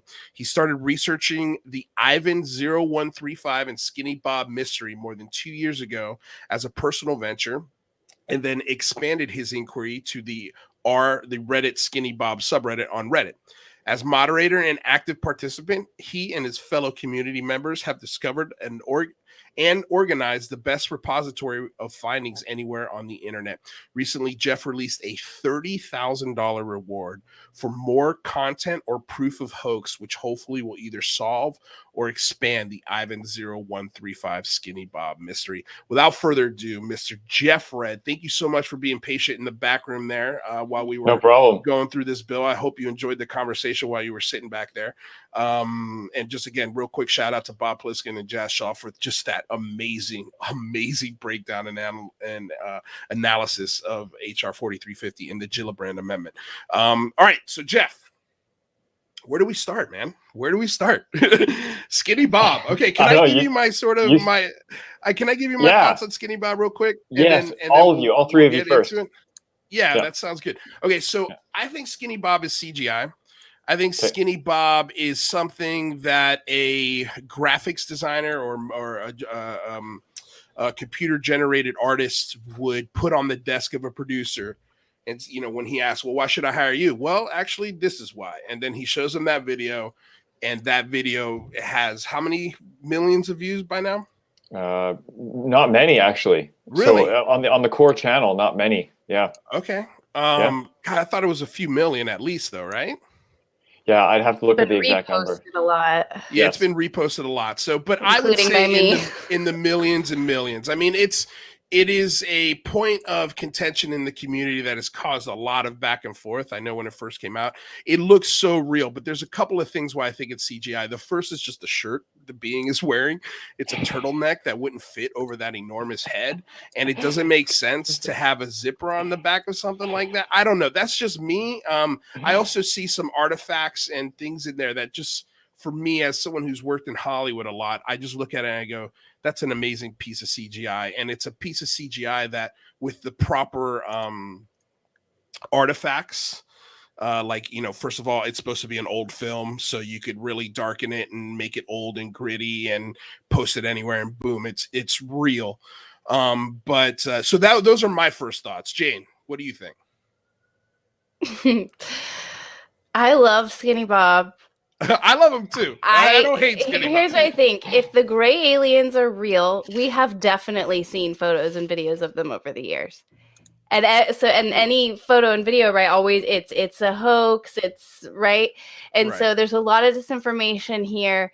I have a feeling that maybe the footage is real or based on something in real, and it also could be manipulated. It could even be manipulated.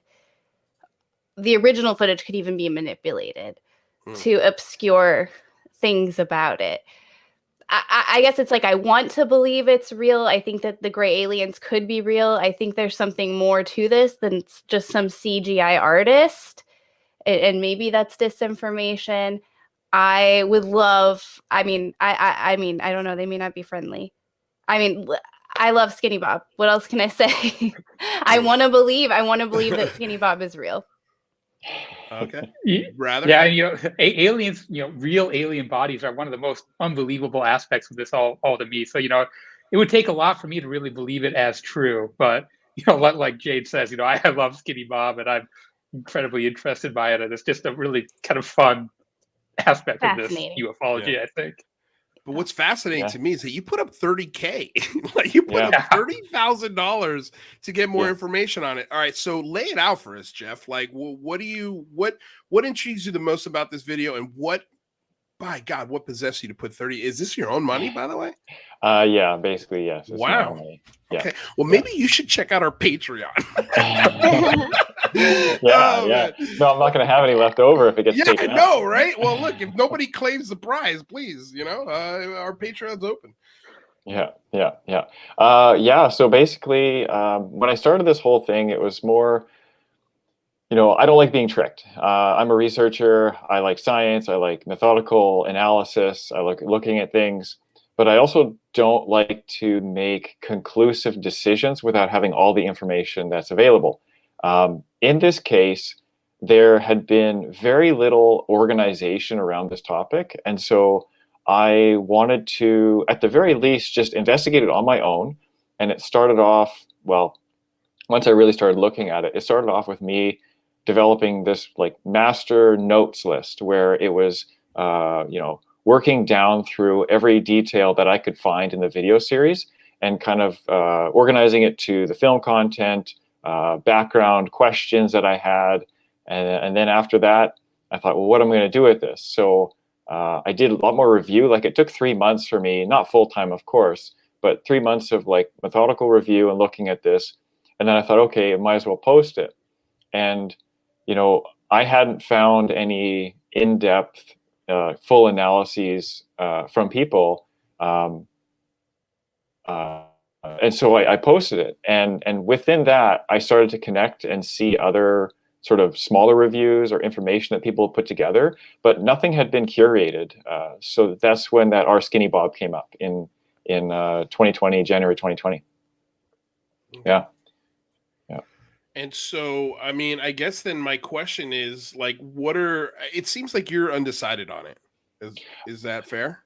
Generally speaking, we don't have evidence that it's, we just can't have evidence that it's true. Even if with this $30,000 reward, if we got more content that exactly matches the style, you still couldn't claim that it is proof of being real. You'd need to have, the body in front of you. You need to have, expert individuals that were on this with photographic evidence. This is completely separate to corroborate this information.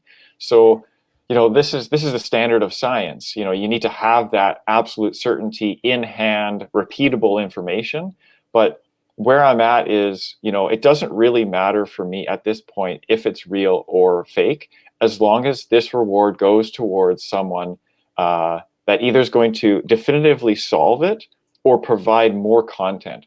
Because basically what's happened in the R Skinny Bob subreddit is, in my opinion, broadly speaking, the content itself, all the videos, all the details of the videos have been discovered. So there's very little information that you can parse out that isn't really just going to the edge of like zooming into the most smallest thing and saying maybe this is a detail.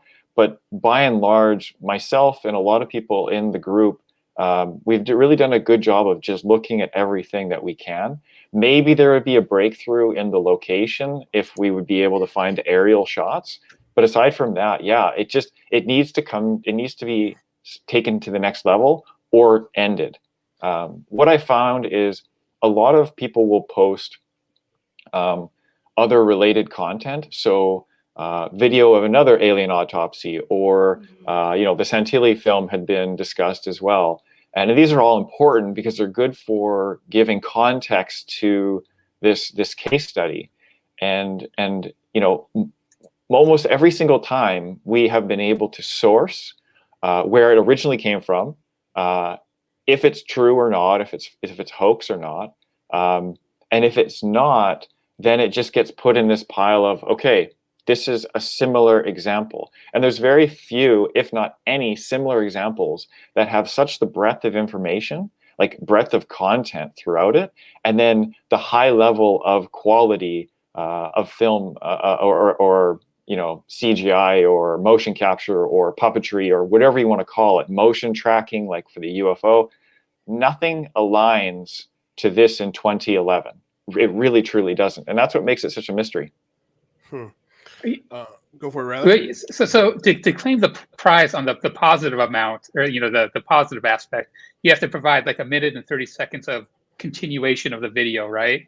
Yeah. I guess my question is, would you accept like a anonymous person to do that, or is part of this that you have to kind of say who you are so that people can look into your background and see who is actually giving this thing out? Yeah, it's part of that stipulation is entirely up to that person and individual. So I would accept an anonymous individual to present that information. However, we would have to have a back and forth. I don't technically need to know who that person is, as long as that information can be validated to continue or be directly related to the original film content that was released in 2011. All right. Well, if they are willing to say who they are, we can raise it to $30,005 because I'll chip in. Yeah, I'll chip in $5. You can go 30,010. I'll get in on that. Make that $30,011. Oh my god! Oh my god! This is you guys are changing my life. This is changing my life. This is going to tip the scales, I think. I think someone's going to come forward with the $11 more added to that. I would that love prize. to be able to spend that $1. Right? So, So Open somebody this up says here again. with a $30 donation, and thank you so much for the dono. In Search of Missing Time says on Reddit, Ben Phillips, seems to be him, is a visual and creature effects artist. After the videos dropped, I sent him several private messages to Ivan with job offers with no answer. What do you say to that? I have that exact conversation right above here on my upper screen. So Ben Phillips is a massive resource to this conversation. So Ben Phillips worked and did a post 2.5 years ago on this, and that's one of the he predated me and his post, but it really wasn't as full fleshed out and like per individual video and all that. But it's very important because he worked in the film industry, as the person said, and special effects. It says special effects, and visual effects in the film industry. You can look him up, Ben Phillips on Reddit, and his username is different, and it was on the subreddit Aliens and UFOs. So his perception is quite similar to mine. Actually, is that you have to look at the nuance of the information, and I don't have time for people that will get angry and defensive and just say, it's CGI, you idiot. What are you thinking? You're complete. I have no time for that. I don't respond to people. And so his nuanced approach to it was very well laid out. And he says, in my work, in my field, we have not seen anything that exists like this. And the animation detail of the time is top notch. It is not amateur. It is not claimed that you could make this in a weekend, as some people, or it is not a video game cutscene. It just doesn't line up with what is currently available. But the caveat to what he says is that even though he may believe that the content is possibly real, he does accept that given enough money and enough time in 2011, this could have been fabricated. And I agree with that. He thinks it's more of a puppet with digital After Effects. I think it was more of motion capture if it was to be fake. Yeah. Well, I'm just looking at what year was Jurassic Park released? I think it was 1987? Jurassic Park is a 1993 American action film. So 1993, and at the time, Jurassic Park was considered one of the most, it was a game changer. It was like, Star Wars, Jurassic Park, The Matrix. Those three films are from a special effects standpoint. So for me, again, I can see, I'm looking at the Ivan0135 account, and what's funny is he's only got 13.4 thousand subscribers, but between the 4 videos that he's released, it's over 1.5 million views. Okay, yeah. And I think, again, I want to believe this footage is real.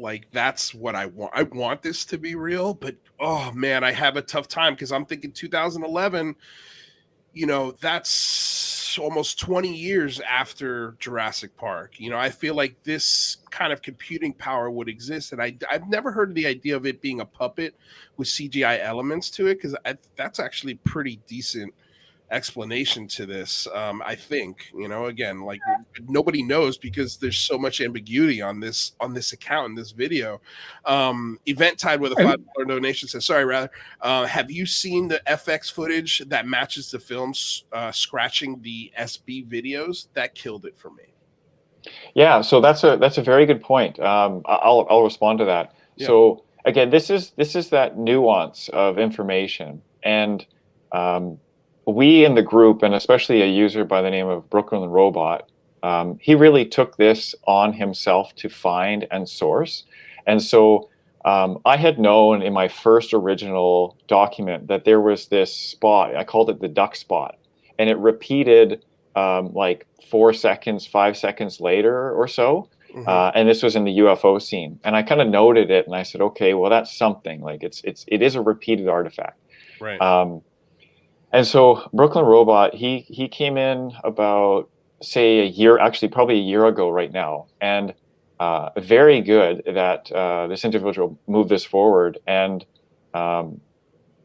basically came up and did a ton of personal research and really with a lot of upheaval to the organization. But that's good. This is how science kind of works, is that even though we may have a belief, we have to be willing to change our beliefs. And when they end up finding that him and another user, they found that the artifacts of the overlay, so some of the like streaks, some of the blotches, and then the time code was and then the Moria effect, and then the different banding that can go up.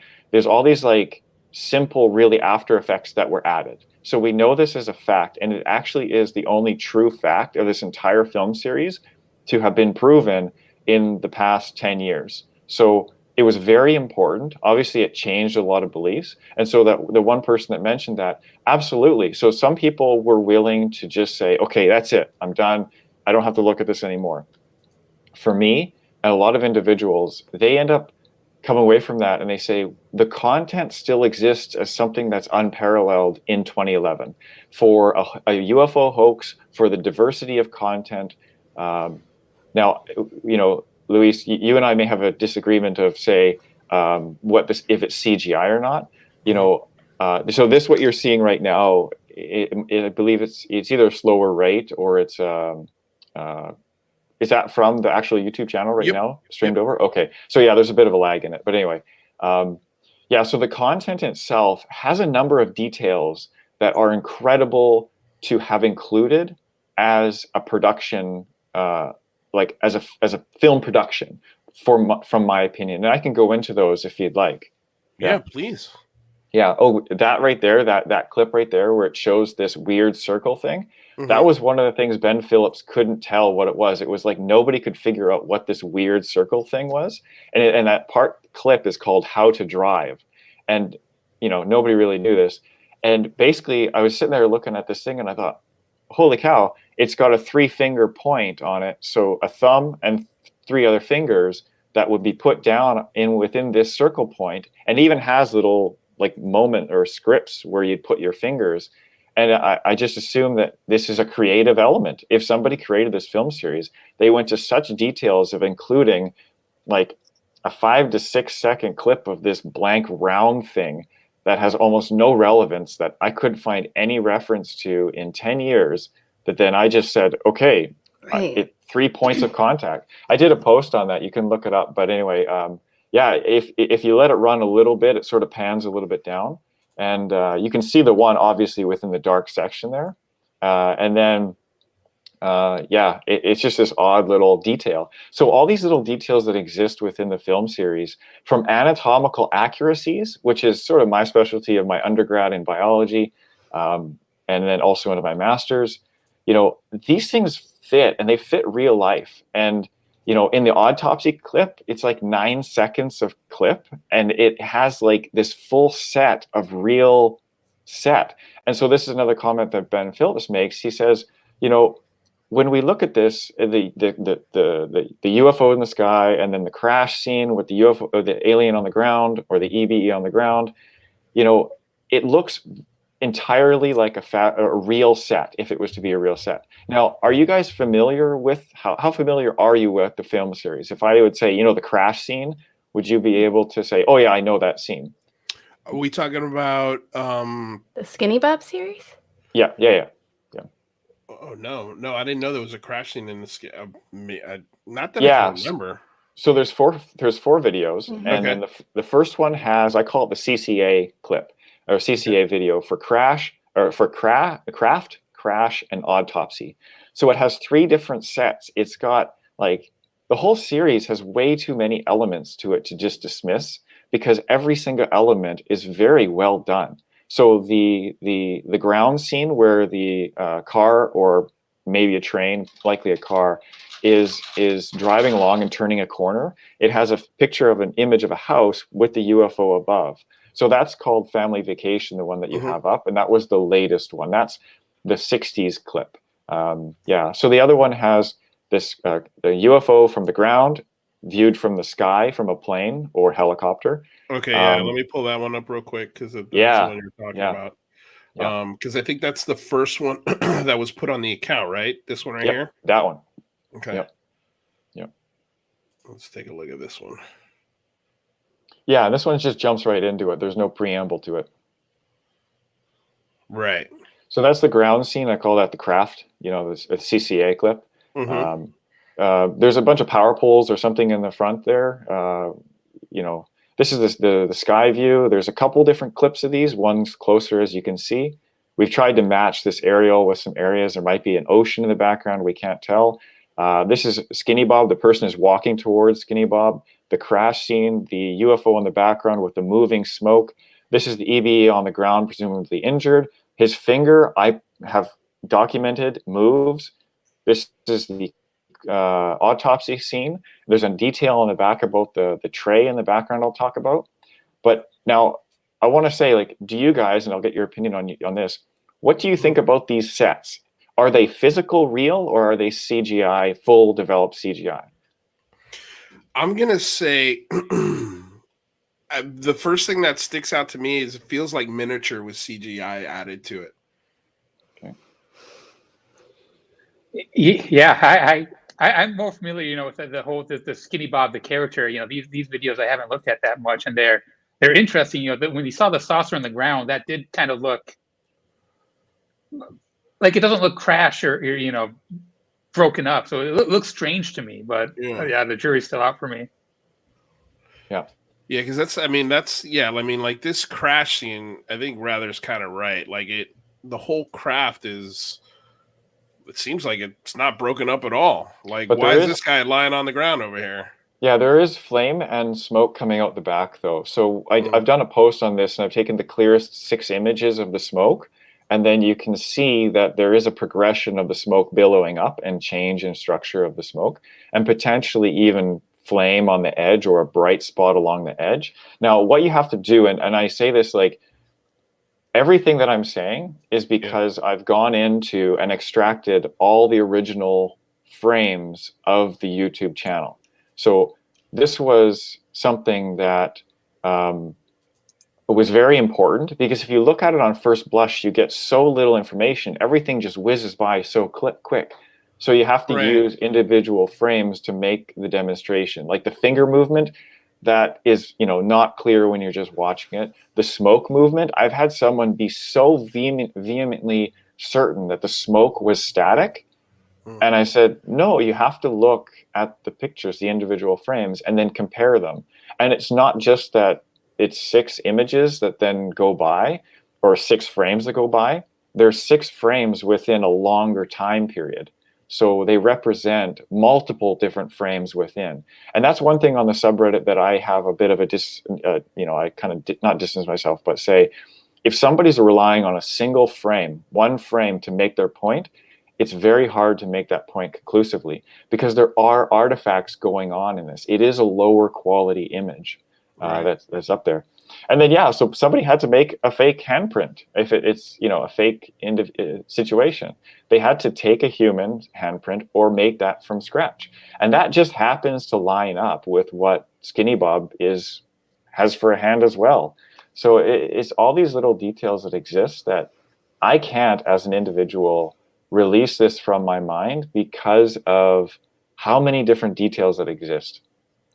So I want to throw this out there. So remember, before the Pentagon UFO videos and some of the recent disclosures, a lot of that evidence had been leaked online before the official government disclosures, right? And I don't recall the forum threads or anything, right? So everything is a hoax, or there's always disinformation or confusion strewn around everything until the government officially says it's real, right? So even the footage that we're seeing that are leaked from the government is blurred, audio is removed, things are edited to protect the witness identity and all kinds of information. So what my reaction to this, okay, let's say this is CGI or miniatures or whatever. Is this somebody who's in the know, or was this somebody who was in the know who leaked this? What production team leaked this? What was the real agenda? Could we be seeing a mix of real video and fake video with the artifacts added? There's so much confusion around this, and who benefited from this? So we can figure out who's behind this. Nobody would that benefited. Count? Would you get 30,000 if you were able to prove who created it, obviously, I guess, or who was behind it? You could expand on who is behind it, maybe. I mean, from the website itself, from the YouTube channel itself, it's not monetized. It never has been. There has been, Skinny Bob has been used in multiple other productions. So in a TV show called Wellington Paranormal, there's an image on the wall, like in the background, of Skinny Bob sitting there. It's great. I love it. Then also, I think in the Bob Lazar UFO documentary. Hold on, wait, before you continue. Yeah. I would highly recommend going through the production team of that show. Okay. And seeing who on there might have the special effects credentials that maybe, because that feels, that feels almost like a, look at what I did, sort of like Easter egg for the community to be like, if you really look into this, you might get some answers, because that is either one of two things. The person who wrote the show is insanely familiar, and you have to be with a show like that. I've seen the show. It's funny. And it is well produced. It's good. But that almost feels like, to me, like, hey, let's throw this Skinny up, I could just see the pitch in in the set design. Hey, why don't you guys throw up the Skinny Bob? You guys have heard of Skinny Bob, right? No, who's Skinny Bob? And then you get the story, you get the whole thing. He shows the video on set. Okay, somebody print out a picture of Skinny Bob. We're putting him in the background. And it's just kind of like this way to keep the story alive, if that makes sense. Yeah, possibly. But again, it's been in other productions too. There was a KGB or a Russian documentary that was produced that apparently showed a bunch of alien encounters. There was a bit of intermingling between that. I can't remember if it was just the Russian emblem at the beginning or if Skinny Bob actually did appear. I believe he actually did appear, or that clip was put in many years ago. So it seems unlikely that, maybe for sure it could be for the individuals who developed Wellington Paranormal, but to have it also in this completely separate documentary that's more focused on Russian and European English production, it seems odd. And then also he's also in that Bob Lazar documentary by Jeremy Corbell. So, the person is obviously, in my opinion, I don't see it as logical that there's somebody protecting their intellectual rights if they have developed it. What do you got, rather? Well, yeah. So this is supposed to be from Russia, right? The KGB. Do we have any idea what time frame we think this is? And are there any rumors of, UFO crashes in Russia that this might be linked to? Yeah, so where the location has been a debated conversation. So we don't technically know or have really good indication where this video actually was taken, if it's real. We've had this user, Brooklyn Robot, has done a lot of work also in trying to find a location. There's general consensus that it is likely in the south Midwest area because of that house in the beginning, but that is the only lead for a location. For the idea that it could have been from Russia, then yes, that emblem in the beginning is there. But it doesn't preclude that it could have been taken from American soil to Russia. These are hugely speculative things, by the way, and I don't necessarily like speculating that far. But the essential core of this is that we don't know where it was taken. But I have been in my spare time trying to find a master list of every single crash site in the world to be able to try line up. But have you looked up just big meteor explosions that might be something to, because officially UFOs don't crash. So we see other hints at and I don't know if you've looked into Siberia, just throwing that your way. Not terribly far. And I remember covering a funky thing in Siberia that had, where they said it was a hoax, but the elements of the hoax didn't add up. So it was one of those really crazy rabbit holes, and then the story just died. But that's just throwing that out for you. Because I'm really glad that you're looking into this. I'm really glad that you are getting a hang of this and collecting it, because it's so important, especially with this amendment. This is a serious thing that's going to be affecting policy. So it's important that we expand upon this or end the skinny Bob thing. Yeah, well, we got to separate the wheat from the chaff, right? So to speak. Right. Do you want to talk about that comment down below? Yeah. Yes, absolutely. And I've got the video pulled up as well. So notice that the thank you in search of missing time. I feel like you're new to the show, so welcome to the UCR family. Thank you for the $10 donation. Notice at the beginning of that how to drive video, as Skinny Bob is sitting, there's someone likely standing over him on the left of the shot. And is that the one? Is this the video of them flying? No, right? It is. No, it's the main Skinny Bob one, yeah. The main Skinny Bob one. Okay. Yeah. Well, real quick before I pull that up, the one thing I did notice on this video here, real quick, of the flying video, it's popping up right now. There is a ghost artifact of the craft. Did you notice that? Yeah, there's a slight ghost artifact on multiple different things, including that emblem right in the here. beginning. Yeah. You can see it. Yeah. It's like faint. And also, I don't know what Russian architecture looks like, but that does not scream Russian architecture to me. This house, I mean, I don't. When I think of white picket fences, this is kind of what it looks like. It is, Perfect. like I don't think of that as Russian. So I mean, maybe I'm wrong on this, but yeah, I'd love to hear what you think. Well, that's a very important point, and that's where Brooklyn Robot has really kind of honed in on and tried to use that as an example for trying to locate. We thought we had a location in Germany, northern Germany, which may have had similar type architecture, but not necessarily. But the aerial view, the one aerial view with the type of landscape, really did line up. But again, like it didn't match up with future images. Like we even went back and looked at historical images of that town of Lubmin, and then tried to line them up with the image and the field and what was developed in greenhouses, and but it didn't definitively line up. But yeah, that house is not. Yeah. And even and then one thing I'll quickly say is that the crash scene. If I did a panorama, so I stitched all the images together, and you get a really good idea of what the whole scene looks like. And in the beginning, you can see quite clearly that there's some grasses like you'd see on a beach. So some of this was also surrounding a location of a beach or a riverbed or something like that. What do you got, Riley? Well, one thing that kind of jumps out to me is that a lot of these footages are it's kind of shaky and not very clear, right? And I wonder if you looked at any other footage from military or stuff like that and compared it to the kind of the style and the shakiness and all that. Some people in chat are talking about archival Zeppelin footage and stuff like that.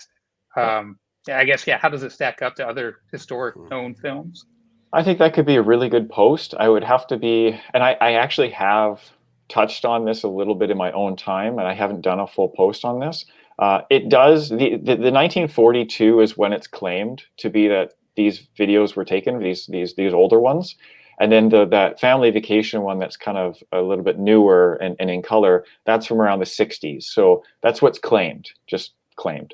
But yeah, no, doing that would take time. You'd have to line up a number of different, and I will tell you though, from my experience of doing this on my spare time, but not fully posting it, there was a huge range of videos and archival videos. From the quality can be super great, really crystal clear, that's been preserved in like nitrogen, and so it doesn't oxidize, and like really good quality, down to just junk. And so I wouldn't say this is junk, but I wouldn't say it's fantastic either. Yeah, so it's a very good point. Thinking of that, I was thinking of Zeppelin, and I know for sure the cameras for that were on tripods. They were stationary. They were like TV cameras because they were reporting news. and I'm just looking at cameras that were used during to film the war in 1942, and these things look pretty portable. Look like something that you could strap around your neck. But like, yeah, like when I think of like World War II footage, man, I don't see it as blurry and as shaky as this. So I don't know. Well, It's kind of on the fence for me here, but I want to. What were you going to say? And then we'll the blurry, shaky stuff is definitely in the beginning, and so I wanted to, with rather, people will say if it's too clear, it's fake. It's too good. If it's too blurry, it's a crap. It's the double-edged sword. You can't win. There's no winning.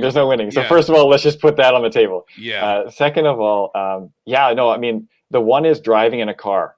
I think it's going to be shaky just driving in a car. The second clip is from the air. It's hella shaky. It's crazy shaky. And you have to actually go frame by frame to get clear shots.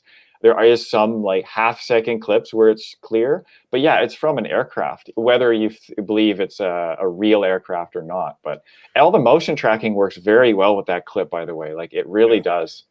Yeah. Well, I mean, to be fair, if you were in a plane, say at war, and this is when you captured this, and the plane footage was the 60s, you said?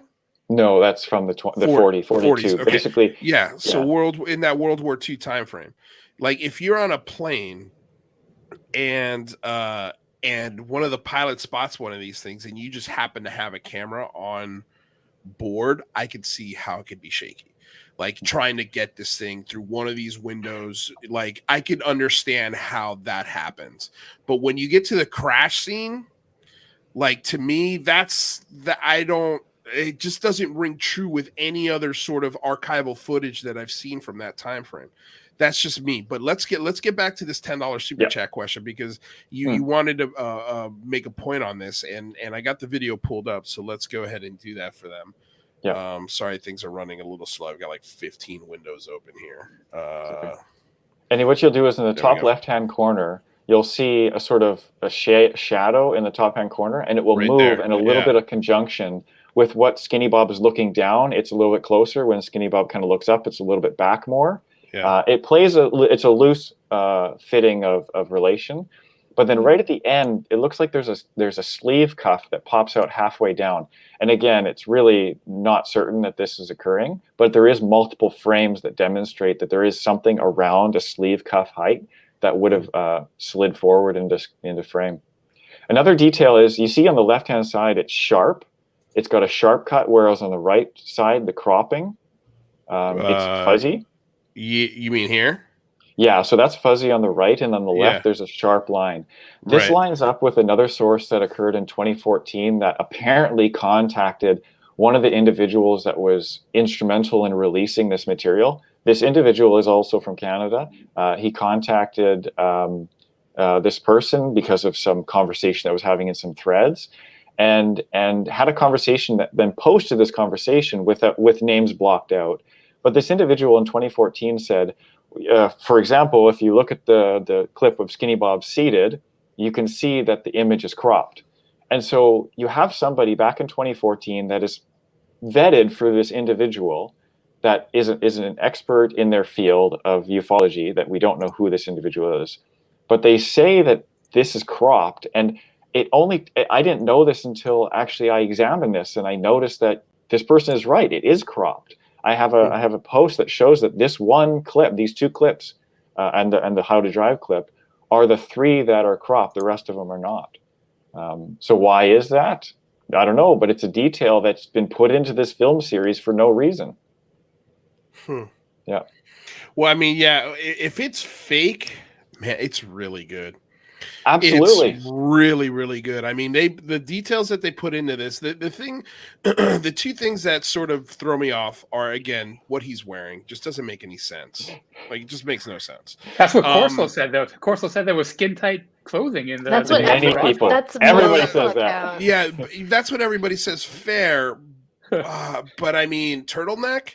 Like, why not just a regular neck? Like I don't know. It just, like, for me, it just. How does he put that shirt on? How does he take it off? Maybe he doesn't. Yeah. Go a little bit farther in the clip where he's standing, and right at the end where it shows with the stadiometer, which is the height measurement tool. Yeah. when he's standing there, it'll zoom up. Real You'll quick, see. also, like the thing Yeah. that throws me off here too, I just wanted to touch on this, was the blinking. The blinking looks artificial to me.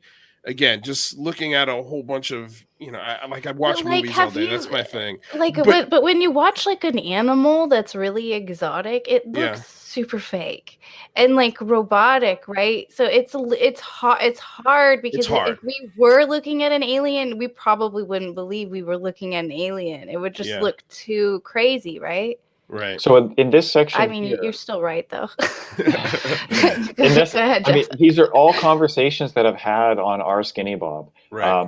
I really, if anybody does come to the subreddit after this, just please take your time to get into the content before jumping in thinking you know everything. Like, it really isn't cut and dry. There's very few things. Like, I'll tell you, one thing that's cut and dry, Skinny Bob has a nose and he has a mouth. Yeah. Like, we know that. And so this clip right here, you can see there's actually a zipper, or I call it a space zipper for fun.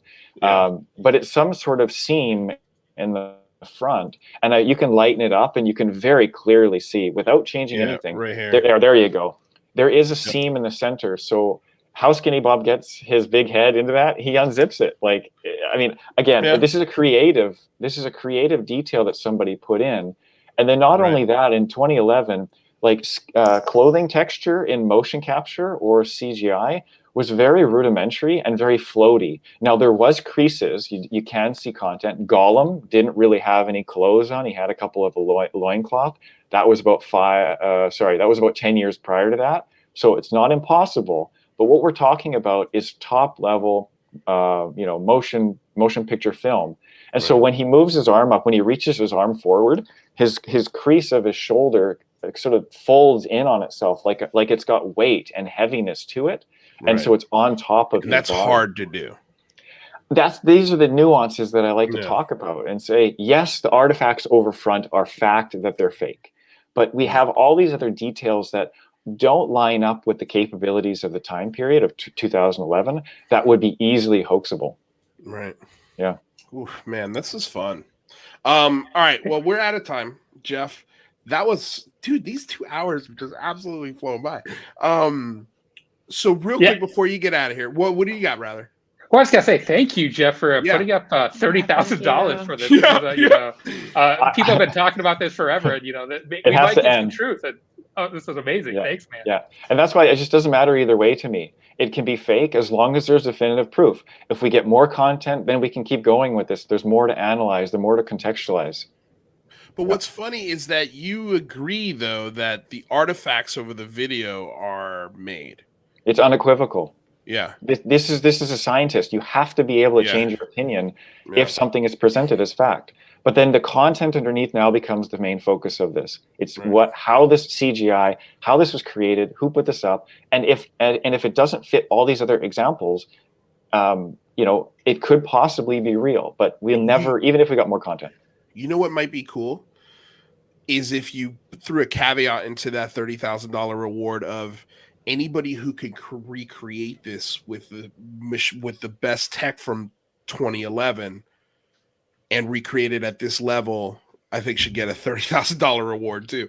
Like that would be, because I think that would answer, if somebody could take a computer from that time period and recreate it like this and say, but does it really prove anything? That I always struggle with that though. I don't know if it proves anything, but it definitely adds a nice layer to the possibility that either this is CGI or it's real. It adds to the argument. If somebody can recreate this with the same kind of computer systems and do it just as good, if not maybe even better, I think then that opens the door for the possibility of, okay, someone's just pulling our leg here and having a good time. Well, I say that possibility is already open, right? But we wouldn't know the truth. I think that, we need what Geoff's doing to actually get a definitive answer and, nail this thing. And we need someone that has a lot more money than me to then have that discretion to give that away if somebody does that work. Because we don't want to be putting people out by that much. Like, I would love to have $50,000 and say, okay, we're going to then seek a contract for a true visual effects company to recreate this with that information. That's a fair exchange. You can't expect someone to take so much time. But I agree that that's a good way to get get into the core of this. Yeah. Hey, so I want to say something before we leave, but I haven't announced this yet, but I've been invited to speak at the and this hasn't been announced yet anywhere, like publicly, but I've been invited. All paperwork is still being done to the UFO mega conference in Las Vegas on March 19th to 27th. So I may have like a 2-hour. I already have a presentation prepped from before, but a 2-hour or so presentation and plus speaker engagement afterwards. So we might have to go to Vegas this year, you guys. That sounds fun. Yeah, that sounds fun. That sounds like that's something I would sit 2 hours and listen to you talk about, because I think you could have a great 2-hour presentation with visuals. Like the thing we're missing is I have every slide with all these details, even more that we were not even able to talk about. Right. Yeah. Well, hey, maybe when you start gearing up to go there, we can maybe go over some of these slides. We don't want to give away the whole presentation because we want people at the con to enjoy it. So either before or after, you could come back and we'll dive deep into these slides for a whole two hours, because I think it's an interesting conversation, and I think it adds again, we're separating the wheat from the chaff here. So Geoff Redd, I really appreciate you coming on. That was a fun hour to talk to you about Skinny Bob, which is an infamous video on the internet. Before you go, please tell everyone where they can find your subreddit. And you were also telling me there was Etsy. An Etsy. So basically, I've put up a lot of money, and I've spent countless hours over the past 2.5 years putting this all together. And like, one of the things that I'm hoping is that I have this Etsy store, which just has a full size, so about 4 foot tall poster of that standing shot that's composite together, that's stitched together. And so if you just look up Skinny Bob shop on Etsy and like look up the Skinny Bob poster, you'll be able to find it. And it's a fair exchange, I think, for the time that I put in. And then also this $30,000, because, if I put up this money and somebody claims it the next week, I'm out $30,000. It's just a way to, if somebody gets something, it's not a donation. You're actually getting a real product. So That's then on Reddit. So just if you look up Skinny Bob on Reddit, you'll find the subreddit. And I go by Red Dwarf B on that one. Awesome. And by the way, guys, those links are in the description below. So definitely go check out the subreddit and throw in your 2 cents, but be nice. And like you said, make sure you go through all the information before you just start claiming things are real or fake. And being respectful. Like being respectful is so important. Yep, that's to the UFO Twitter is really learning that lesson. I think in the last month and a half here, they're starting to. I think it's going through the thick skull, but it's the internet. We're never going to be able to control it. But hey, we appreciate your time, Geoff. I can't wait to talk to you again. And keep me informed on the MegaCon, because I'd like to sort of dive into this again with you. Yeah, it's going to be huge. Yeah. All right. Well, Geoff Redd, everybody, thank you so much. We'll see you soon, my friend. Thanks, everyone. Thanks. Absolute pleasure. Wow, that was a fun show, you guys. I love a good Skinny Bob breakdown. I mean, how could you not? It's fun. Yeah. All right, you guys, that's the show. What are you working on this week, Jade? I know yesterday you had a breakdown of the bill, which was awesome, and I was so happy that you did that, because I was like, okay, Jane's gonna bring her A game today. I got it pretty internalized. I'm still working on that. I totally missed UFO crash retrieval week, but I'm still gonna put that together, and maybe I'll look into Russia, 1942, through the 1960s. Maybe I'll dig something up relevant for Skinny Bob. See if you can find us any white picket fences in Russia in that time. I was literally Googling white picket house, Russia, 1942. It seems like such an American thing, but he said Germany. I can sort of see that how that sort of architecture and landscape would be seen in a German landscape. Rather, what do you got? What are you working on this week, my friend? Well, I already covered the interdimensional nature of Santa. I think next I'm going to actually cover some more of the science behind interdimensional beings and how complex numbers might fit into there. So stay tuned. Yeah. Awesome. All right, you guys. Well, that was the show. Want to say thank you, of course, to our moderators, Tima Tomaszewski and Aaron Desario, and the other moderators that are in there. Sorry if I'm forgetting your names right now. I want to say thank you to our guests, Bob Plissken, Jazz Shaw, and Geoff Redd. You guys really brought some wonderful content today. That was a really, really fun show. I want to remind you, of course, we've got the podcast, which will be available right after the show on Spotify, iTunes, If you haven't signed up for a Patreon, check out the Patreon. It's a really fun way to support the show. Nothing's behind a paywall. Everything is presented to everyone, no matter how much or how little you pay. If you join the Patreon, it's because you really love the show. And by the way, guys, we are working on a new calendar and Patreon list. It'll be done, I promise you, by the 22nd of this month. We're going through it now. Excuse me. We're going through it now, so we just want to make sure it's perfect and fits the feel of the show. So just a quick update on that. Don't forget to like, subscribe, ring the bell if you haven't already. Our Wednesday show is lining up to be really cool because we've got Bill Nelson and Avi Loeb having a press conference or some sort of release. I don't know what to call it, but as soon as it's over, we're going to go live and talk about it. So Wednesday's show is not going to be at 4 o'clock. So just ring the bell. Once we find out how long that presentation is going to be, we're going to start the show as soon as it's over. So we'll be watching that individually. And then once it's over, we're going to start the show. So again, ring the bell. It's so important. Tomorrow on Known Quantities with Daniel Miller, we've got... Who do we got? Oh, we got Max Mosovich and Vinny Adams from Disclosure Project. And so check it out. It's going to be a really cool show tomorrow. And we definitely, I just got confirmed during the show, we're going to have Lee Spiegel on Friday. That's going to be a really, really, really cool show. He just had a show last night where just go check it out. It was awesome.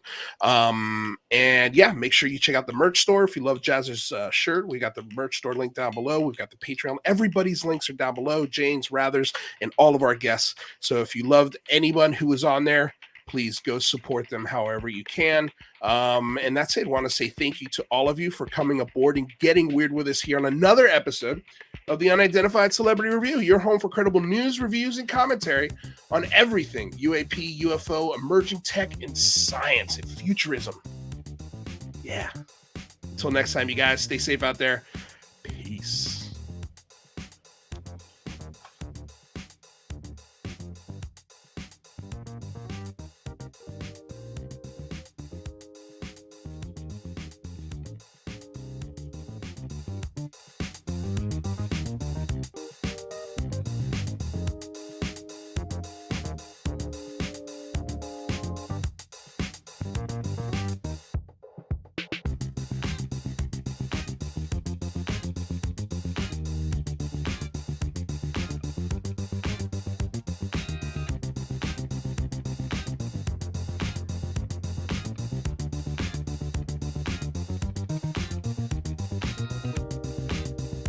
I'm going to tell y'all right now, all of these wonderful people would not be here without Patreon supporters like you. If you enjoy credible news, reviews, and commentary on UFOs and UAPs 5 days a week, you want to support this show. What's your name? Marty. Marty, look how easy this is, Marty. Pick up your phone. Boom! You're a Patreon member. I mean, look, it's so easy. You just click the link, which is right here. Just for $1 a month, you can support this show. Just fill out the information and pledge what's comfortable for you. It could be $1, $5, $10, or who knows. Just support.